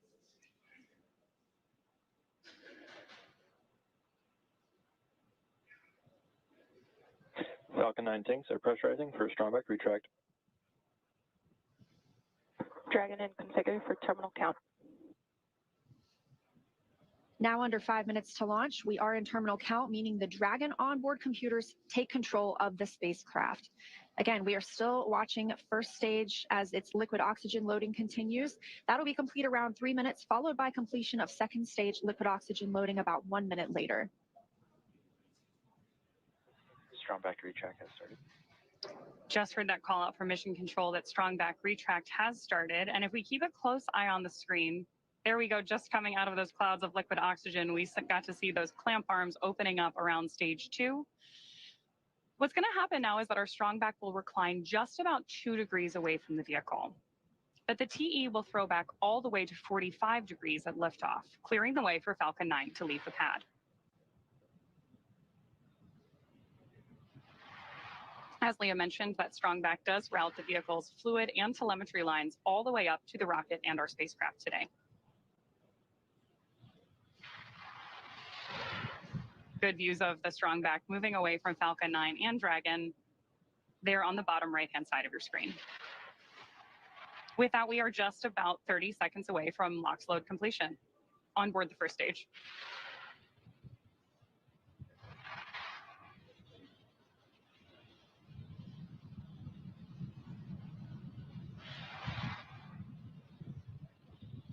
As Ronnie mentioned, standing by just about 20 seconds from now, we're expecting to hear the liquid oxygen loading will finish. Again, this is required to combine with that RP1, the densified kerosene, to give us the chemical composition we need to propel the rocket into space. All of these white clouds of vapor you see on your screen are normal. We will continue to see them build as we get closer to launch. And that's due to this liquid oxygen. It's super chilled, so some of that does boil off in the hot Florida air. Stage 1 LOX load is complete. There's confirmation right on time. Dragon in terminal count and on internal power. That we both have LOX load complete on the stage 1 and that Dragon is on internal power. We are expecting LOX loading to last for just about another 30 seconds on board stage 2. And then we should see a vent down of the TE LOX lines. That's going to produce another one of those large white clouds moving away from the vehicle. Again, as Leah just mentioned, that is totally normal and happens when that cooler liquid oxygen that's venting off the surface of the tanks comes into contact with that humid Florida air along the Space Coast.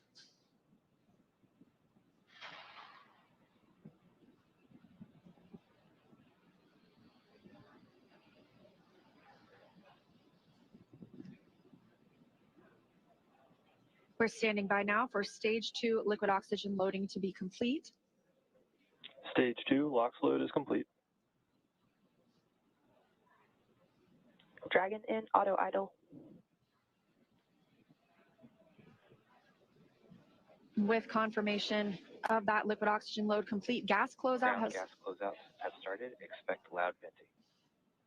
right on time. That gas closeout has begun. So we are now isolating all the feed lines for the different gas systems from the Falcon 9 rocket. Those will then get vented overboard through the umbilicals and the strong back itself. And you can actually hear that venting right now. Now, something else you'll see is our sound suppression technique. Our rockets are super loud, and that sound can impart pressure loads back on the rocket itself. So just before liftoff, you'll see a ton of water dumping onto the pad. This absorbs and prevents the sound from hitting the structure and reverberating back onto the rocket, which could cause FTS is damage. armed. Falcon 9 is in startup and is now controlling. Dragon in countdown. Now that we are in countdown, the flight computer on Dragon will switch to countdown mode. And we've also heard the flight Freedom, termination SpaceX. system is armed. Go for launch. Freedom is go for launch. That's our final go for launch. SpaceX reporting go and the crew reporting go. 30 seconds.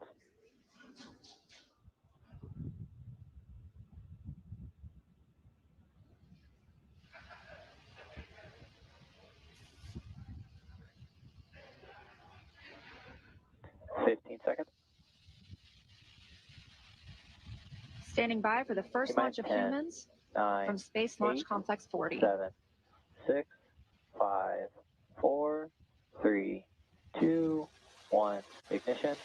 Ignition full power. And liftoff of Crew-9. Go SpaceX, go Falcon, go NASA. Liftoff of Crew-9 now soaring to the International Space Station. Stage 1 Alpha. Stage 1 propulsion is those 9 Merlin engines now providing 1.7 million pounds of thrust, propelling Falcon 9 and Crew-9 and continuing to get good calls from teams here on the ground.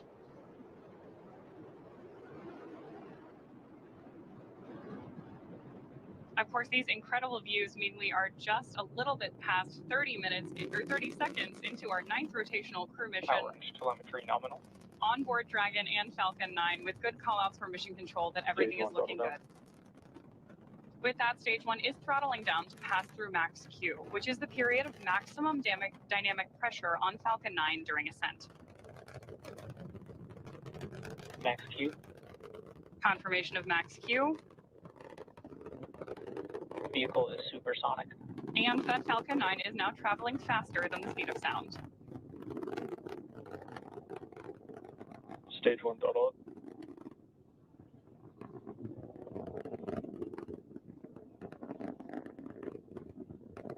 Stage 1 Bravo.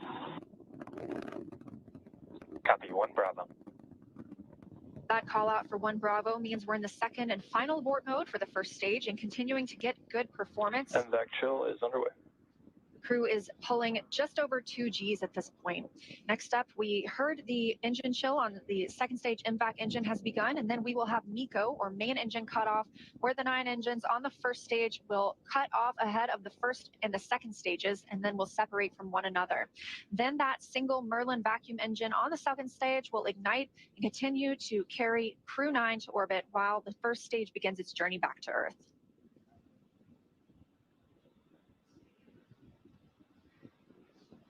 Two minutes in, and the crew is now traveling over 2,600 miles per hour.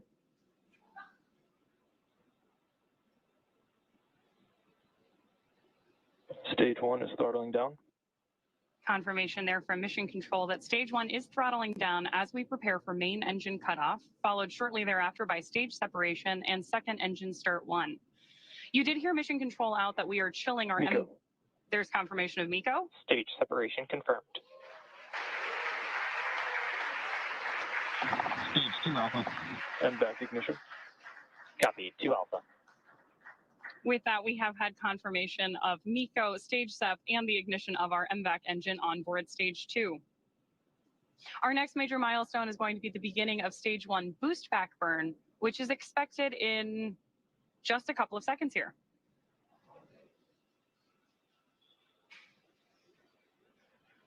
Of course, if you are just joining us, you've got views of our first stage on the left-hand side of your screen and of MVAC burning with our Crew-9 astronauts aboard up in space on the right-hand side of your screen.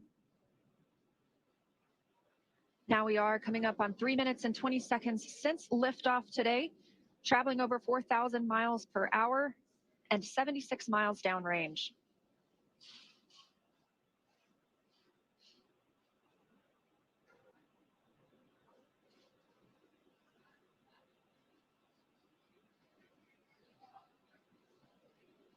As our first stage makes its way back to Earth, we are tracking a landing attempt today at landing zone 1, not too far from where we lifted off in Cape Canaveral, Florida.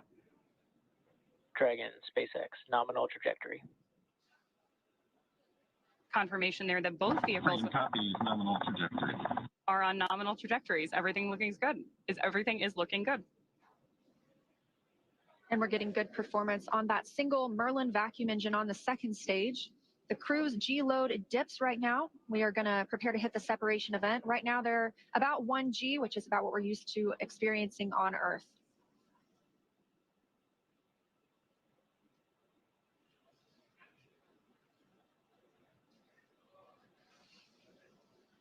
Crew is traveling almost 5,000 miles per hour now and 105 miles in altitude.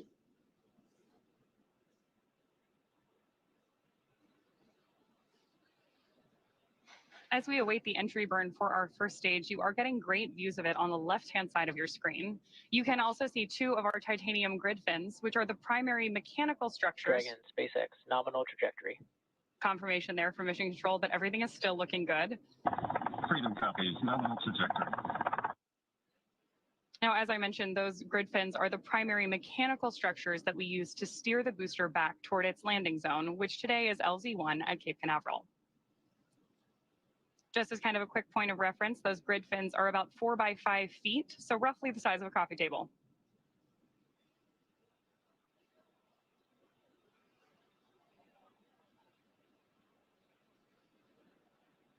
getting our first tracking shots of the booster on its way back to Earth. Again, we are tracking the first stage on the left-hand side of your screen and MVAC up in space on the right. And we do continue to hear good calls for that second stage. Again, we will see this continue to fire until close to 9 minutes into the flight, now at 5 minutes and 45 seconds since liftoff today. This is accelerating Dragon to more than 17,000. SpaceX, nominal trajectory. More good news. Freedom copies, nominal trajectory. This second stage is bringing Dragon to more than 17,000 miles per hour. That puts our crew in orbit. And the single Merlin vacuum engine can produce over 220,000 pounds of thrust in the vacuum of space.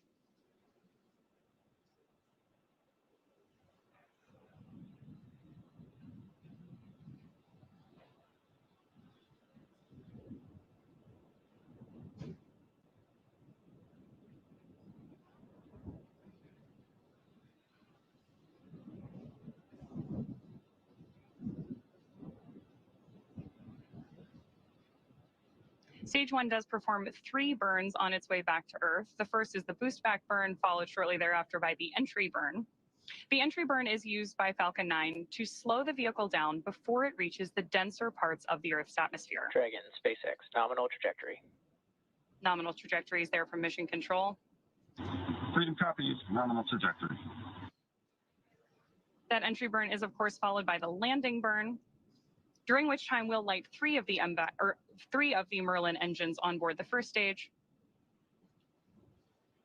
And we expect to see that landing burn just about a minute before we expect Dragon to be inserted into orbit. So we have 2 very exciting phases of flight, both for our first stage and our Crew-9 astronauts happening here at the same time.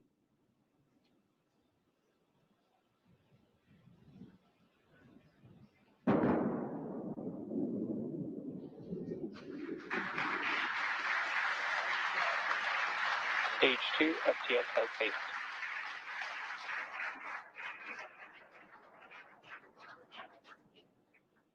So a great touchdown of stage 1 there just a second ago. And now, of course, we are continuing to follow our Crew-9 astronauts on their way to space. And we continue to get good calls for this second stage, that Merlin vacuum engine continuing to fire and propel our crew, now moving over 12,600 miles per hour and 611 miles downrange. Just over 8 minutes since liftoff today, so we are expecting to see this continue to fire until just about the 9-minute mark, at which point this engine will cut off. And of course, Dragon will coast for a few minutes, still attached to the second stage.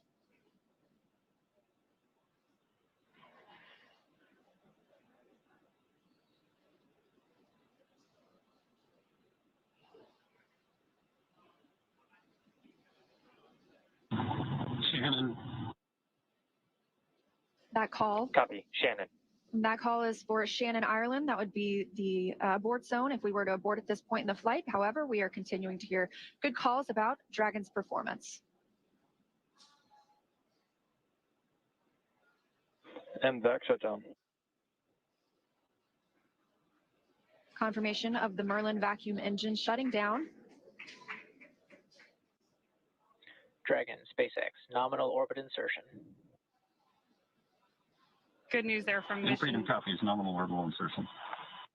From Mission Control and our crew that we have had nominal Dragon, orbit insertion. SpaceX, launch escape system disarmed. Freedom copies, LES disarmed. In 9 quick minutes, we now have 2 new crew members on their way to the International Space Station, having taken off from Space Launch Complex 40. The crew now being in a good or expected orbit. We'll continue to coast for these few minutes, and then we get our first views inside the capsule of our 2 crew members, Nick Hague and Aleksandr Gorbunov. They are just continuing to stay in their suits and in their seats during this dynamic portion of the flight. We're going to continue to coast for a few minutes after this second stage engine cutoff. This allows the rates and motion from that long burn to settle out. There are some small reaction thrusters on the upper stage or the upper part of the second stage that can be used to counteract any residual motion. That basically makes sure we're in a stable coast before Dragon separates from Falcon, and that'll happen about 12 minutes into the flight. So about a minute and a half from now, we expect to see Dragon actually separating from the second stage. Again, we did hear the crew has been successfully inserted into a good orbit. And again, this is them now in microgravity, one of them, Aleksandr Gorbunov, for the very first time.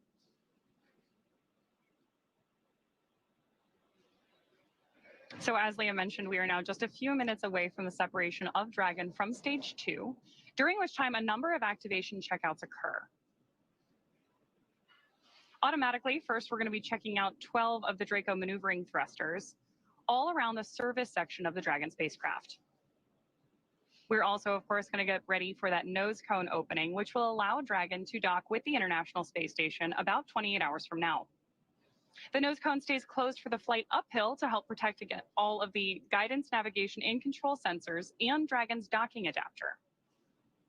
It's also covering 4 of our Draco thrusters that will be used for the majority of different phasing burns required as Dragon chases down the space station. We are currently standing by for that separation, which could happen anytime in the next couple of minutes.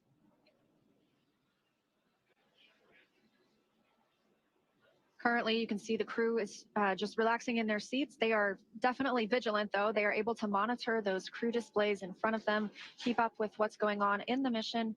They could take control if they needed to. However, it's been a seamless ride to space today. Good views there, looking up into Dragon's trunk, looking at the heat shield on the bottom of Dragon that Crew-9 will use when it returns home early next year.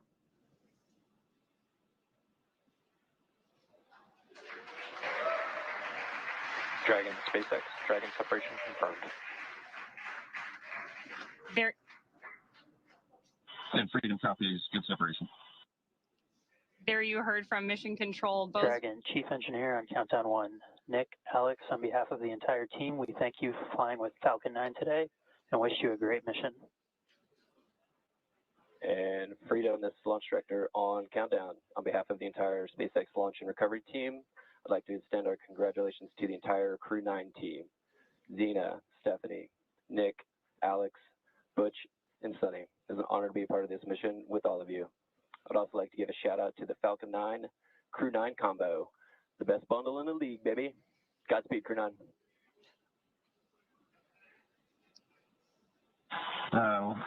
Couldn't say it any better. Thank you, guys. You know, we had the opportunity to meet so many people that were involved with the Falcon 9, and along the way was a sweet ride. I'm pretty sure my youngest son would say it was Sigma. Alex has got a few words to add as well. And all the entities that made this launch possible. Roscosmos, NASA, Big SpaceX. And thank you to my family and friends for their support. And also I'd like to express my gratitude to the hundreds of thousands of people around the world who are involved in the development of space technologies and community forward. Today's launch is also their accomplishment. Хочу сказать спасибо Роскосмосу, НАСА совместно с SpaceX за успешный запуск человека на орбиту, за очередной успешный запуск, и также благодарить родных и близких за поддержку. Спасибо.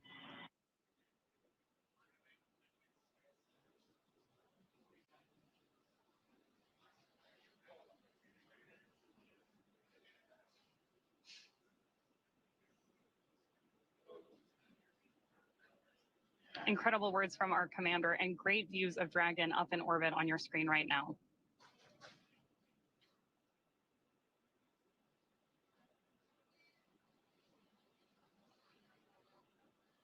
It's been about 14 minutes and 30 seconds since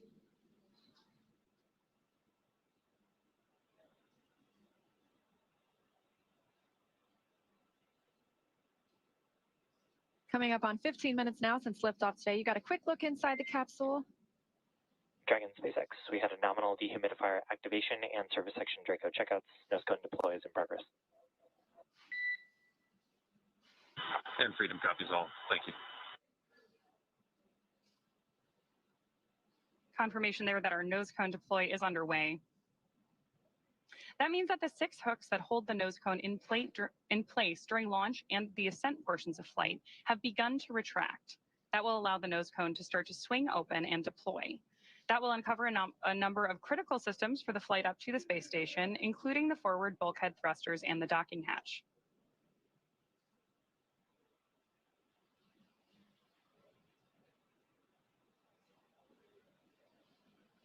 Incredible views from our crew up in space on your screen right now, but I'm sure it's nothing compared to the view out of Dragon's window as they make their way to the space station. I can only imagine. And that journey to the space station will take about 28 hours, so they won't arrive until tomorrow afternoon. In the meantime, they will have the opportunity to get out of their suits, to get out of their seats as well, and kind of just enjoy the ride. They're going to shift into some off-duty time. That allows them to prepare any food that they would want to. That allows them to maybe even call down to the ground. They will also obviously get some sleep before a really big day tomorrow, monitoring the arrival and docking to the International Space Station. Of course, we're going to cover all of that live. I'm really looking forward to seeing 2 more crew members float into the orbiting laboratory. And if you're just joining us, we did lift off now at 16 minutes and 29 seconds ago. That was right on time at 1:17 p.m. Eastern Time from Space Launch Complex 40 down at Cape Canaveral Space Force Station in Florida. We have 2 members on board Dragon today. That's NASA astronaut Nick Hague, who's serving as the commander, and Roscosmos cosmonaut Aleksandr Gorbunov, who's making his very first flight to space. Once they arrive at the International Space Station tomorrow afternoon, they will be joining 9 other crew members on orbit. They'll be up there for about a week. A week is probably the best guess until the Crew-8 team. It is time for that crew to come home. Of course, they launched about 7 months ago at this point, and they will undock after they have completed a handover period with the Crew-9 crew, bringing them up to speed on everything that they've been working on for the last 7 months in orbit. So once they depart, we'll be back down to our typical approximately 7 people living and working aboard the International Space Station.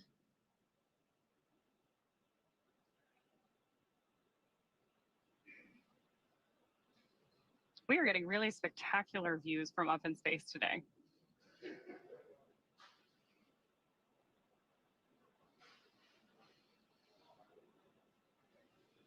Shot there of our MVAC engine. We did get confirmation several minutes ago of SES-1. And we know that nose cone opening is underway as well. Those are a series of hooks and latches that allow the nose cone to open. And that nose cone is closed during launch to protect the docking hatch, to protect 4 bulkhead thrusters that we will use for some of the larger burns that help us get to the International Space Station. One of the other things we're doing right now is going ahead and opening the ECLSS system, which stands for the Environmental Control and Life Support System, which will be activated inside of Dragon. As Leah mentioned earlier, soon our crew will be able to get their visors open and get out of their spacesuits and settle in for that 28-hour ride to the International Space Station.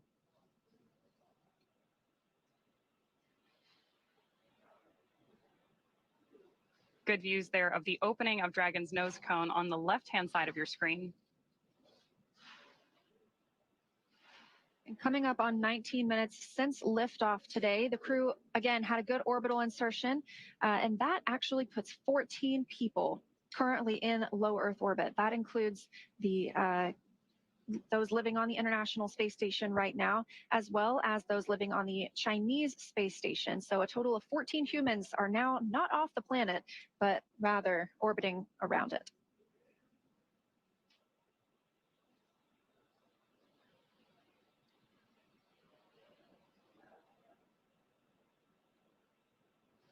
More good views from our Dragon nose cone on the left-hand side of your screen. As it very gradually swings open. Obviously, in space, everything we do has an equal and opposite reaction, so slow and steady really wins the race here.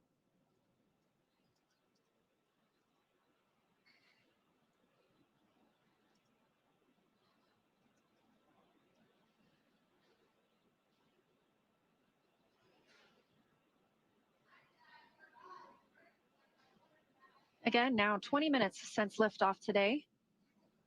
Dragon is flying free from the second stage. And it looks like they're about to enter an orbital nighttime. So now that they're at orbital velocity, that's 17,500 miles per hour, they are going to see 16 sunrises and sunsets a day.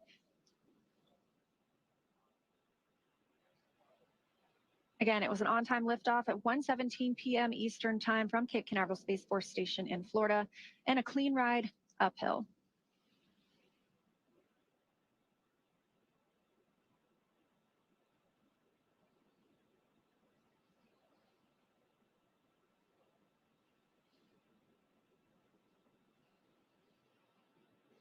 We've had some good communication from Mission Control up to our Crew-9 astronauts already today. One of the things you may hear every time we communicate with the crew is a slight beep beforehand. That's called a Quindar tone, and actually dates all the way back to the early days of human spaceflight, and is effectively a radio signal indicating that we're communicating between the crew in orbit and our Mission Control team on the ground.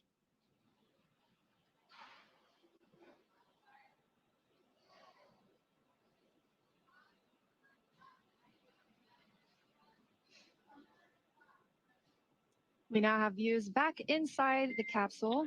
Dragon SpaceX, we have a nominal nose cone opening. We do have just about 3 minutes here left in the ground station pass if you've got any fluffy stowaways you'd like to introduce. And Freedom copies, good Draco checkout, good nose cone opening. And I just so happen to have a furry friend with me.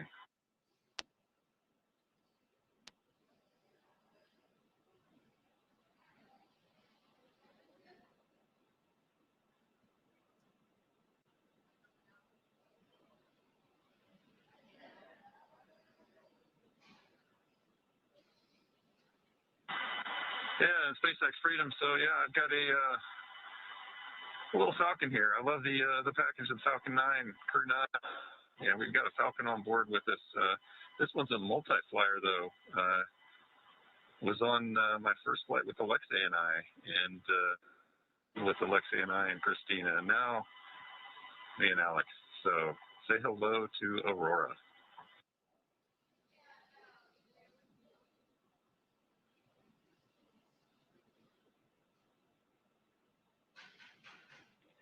And we see your Dragon. Actually, a good view right now because we're looking at the display cam.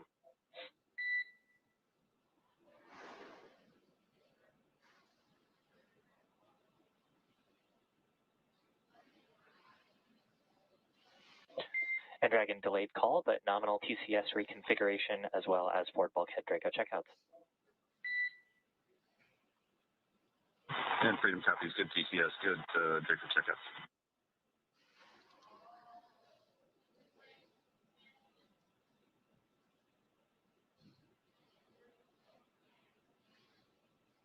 Spectacular views of our Crew-9 astronauts and zero-G indicator up in orbit. Human spaceflight has come so far in the last 5 years with Dragon.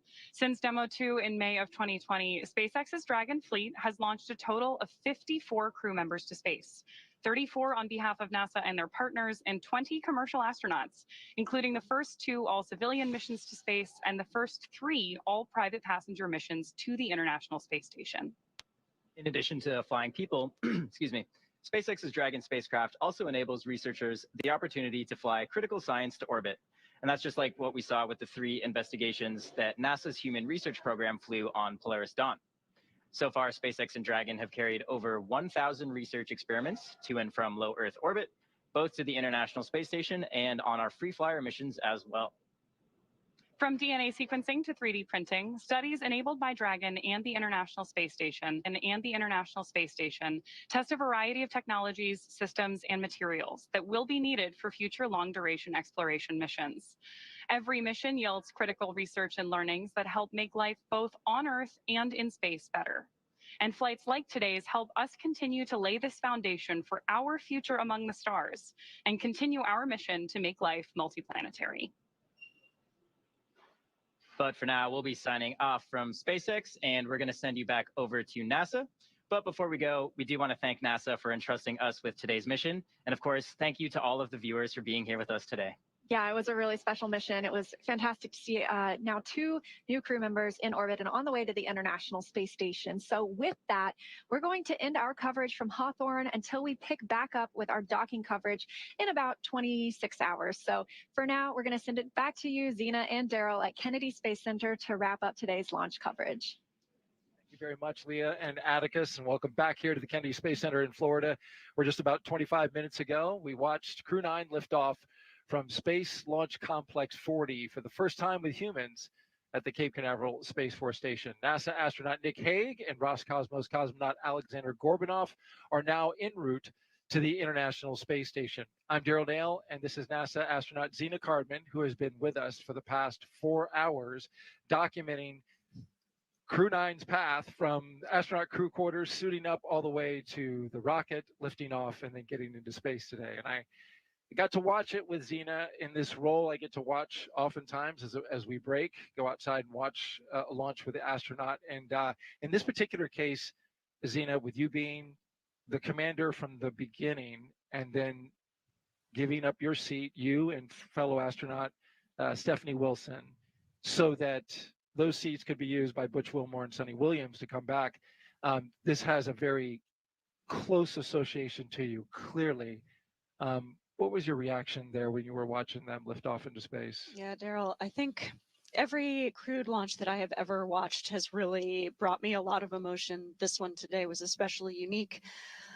I think it was hard not to watch that rocket lift off without thinking, that's my rocket and that's my crew.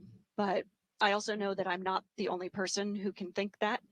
Of course, we have Stephanie Wilson here today, but I mean, there are many, many people who made this mission happen, and there are people on orbit who will be taking this capsule home. And it makes me very proud to know that I am one of many people who can say, that's my crew, that's my rocket. Makes me really proud, makes me feel very connected to this mission that we all get to take part of. Go Crew-9. Well said, Zena. And an emotional moment in time out there watching the rocket lift off. And now the work begins. You will start training for the next mission. You spent 1.5 years training for this one. You're now going to go into space at some point. What does the future hold for you at this point?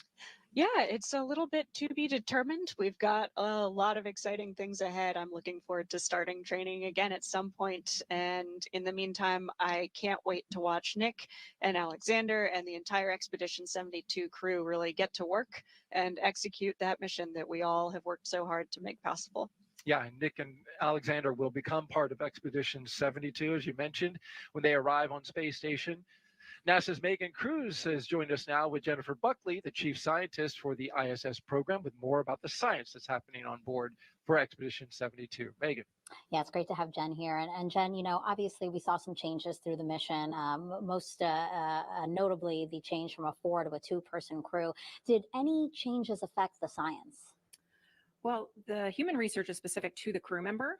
So Butch and Sonny have their science complement that will stay with them. But other than that, we didn't have to adjust our science plans. Butch and Sonny are experienced crew members, so they jumped right in and have been helping us already with science on board, and we were able to keep our plan complement. Oh, that's fantastic. And I know Expedition 72, they're going to be responsible for making a repair on the NICER instrument on the space station. Can you tell us about that instrument, its significance? That's right. So NICER is an X-ray telescope that's mounted outside of the International Space Station, and it takes a look at neutron stars. Neutron stars are born from the cinders of a supernova event. They are the leftover material that then form neutron stars, and they're going to be repairing a light leak that occurred in May of 2023, which gave us some degraded detectors on that instrument. Okay, gotcha. And so that's what we're fixing so that hopefully it works tip-top shape. That's right. So right now with the damage, we still get full data during darkness. However, during sunlight, it degrades the data that we're able to get. And so when they do that repair in December, we'll bring NICER back up to its full capability. Oh, perfect. Okay, well, obviously we as NASA look out into the universe, but also we look back at our own Earth. And for those who don't know, one way that we do that and look at our Earth is we have our astronauts take photos from the International Space Station. And I was told that more photos were taken from the ISS of Earth in the last 6 months than all of 2023. That's right. So in the first 6 months of 2024, they took over 330 30,000 photographs. Oh my gosh. So, this photography, apart from being absolutely beautiful, is really important science imagery. As you mentioned before, this allows us to take a look at our planet, and we can see how it's changing over time, as well as any environmental impacts. We also support the Disaster Response Network. So we're able to look at natural disasters like wildfires or even hurricanes. So we were involved in taking some imagery of Hurricane Helene as well. And we support other government agencies and provide that data. Yeah, it's always so important to talk about, yes, the work that we do as we look out into the universe, but also as we reflect here on Earth and see what we can do to improve things for everyone. So Jen, thank you so much. Thanks for detailing the science for us. We'll send it back to our folks there. Thank you.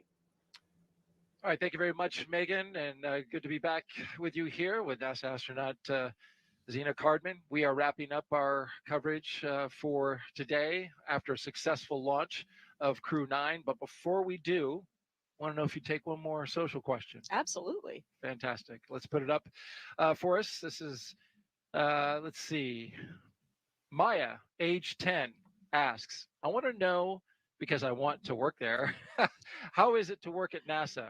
I want to be an aerospace engineer when I grow up. That is awesome. Maya, we can't wait to have you in the NASA family. It's an amazing place to work. I love working in spaceflight, human spaceflight especially, and there are so many different types of people with different backgrounds who work. I love that we can all come together for this common goal coming from such different backgrounds. So all you've got to do is apply, and we'll see you soon. As a young girl yourself, you probably never imagined that you would be here. I sure did not. And you made it happen as well. That's right. Myself, but most especially all of the mentors and family and friends who made me who I am. Takes a team. Well said, Zena. Now, as we wrap things up, we want to let you know that though our coverage is coming to a close, you can still follow along with Crew-9's entire journey to the station by listening to the mission real-time audio commentary. Just to do that, you can snap that QR code that you see on the screen there, or if you're watching us on your phone, just screen grab it and you can click on it later. Nick and Aleksandr are on course to arrive at the International Space Station around 5:30 p.m. Eastern Time on Sunday, September 29th. On-camera coverage of docking and arrival will resume about 2 hours before that happens on NASA Plus. And of course, that's always a big moment when the crew arrives, especially not just for the people who are going there, that's their destination, but for the people who get to see them as well. Absolutely. It's a really joyful moment. I love few things more than I love watching astronauts fresh through that hatch, hugging each other and welcoming their new crewmates. It's an amazing thing to see. And there's 3 of them if you count this little guy right here, which you brought on board. That's right. This was the zero-G indicator. That's exactly right. And I absolutely love the history that the zero-G indicator has for Nick Hague specifically. And I'm sure Alexei Ovchinin will be happy to be reunited with that zero-G indicator as well. So getting the band back together. Seems like it's a good luck charm at this point. It seems that way. All right. Well, Zena, I want to thank you for co-hosting with me today. Yeah, I know it was a challenge. It was emotional at times, but thank you for sharing your insight, your experiences, your knowledge, but most of all, your heart. Appreciate you. Thank you, Daryl. Go Crew-9. Go Crew-9. All right, with that, we're going to wrap it up and wish you a great day. An important reminder, though, about an upcoming launch in a few weeks here at the Kennedy Space Center in Florida on October 10th at 12:31 p.m. Europa Clipper is scheduled to lift off aboard a SpaceX Falcon Heavy rocket on its 5.5-year journey to Jupiter's moon, Europa. You can watch it live right here on NASA Plus starting at 11:30 a.m. Again, huge thanks to all of our guests, for everyone who joined us today. But most importantly, we appreciate you for being here and watching. You can keep up with any Crew-9 updates to the mission using the online resources you see on your screen now. For everyone here at NASA and SpaceX, have a great rest of the day. We'll look forward to seeing you again soon, but we leave you now with a moment looking back at the highlights from suit up to liftoff. And so it's great to see Nick Hague and Aleksandr Gorbunov here in suits that are looking good. There's Shannon Walker with the 2 crew members laying out the rules to a card game. Crew-9 leaving the suit-up room and now on the move inside astronaut crew quarters. Nick Hague, commander of Crew-9, with his crewmate Aleksandr Gorbunov. So they'll have a chance here to say a few words with those who are closest to them. This will begin a roughly 20-minute drive with a full security escort across NASA's Kennedy Space Center. You can see them doing the SpaceX flight suit lean back. Walking the crew access arm. Crew have ingressed the capsule. Side hatch is closed.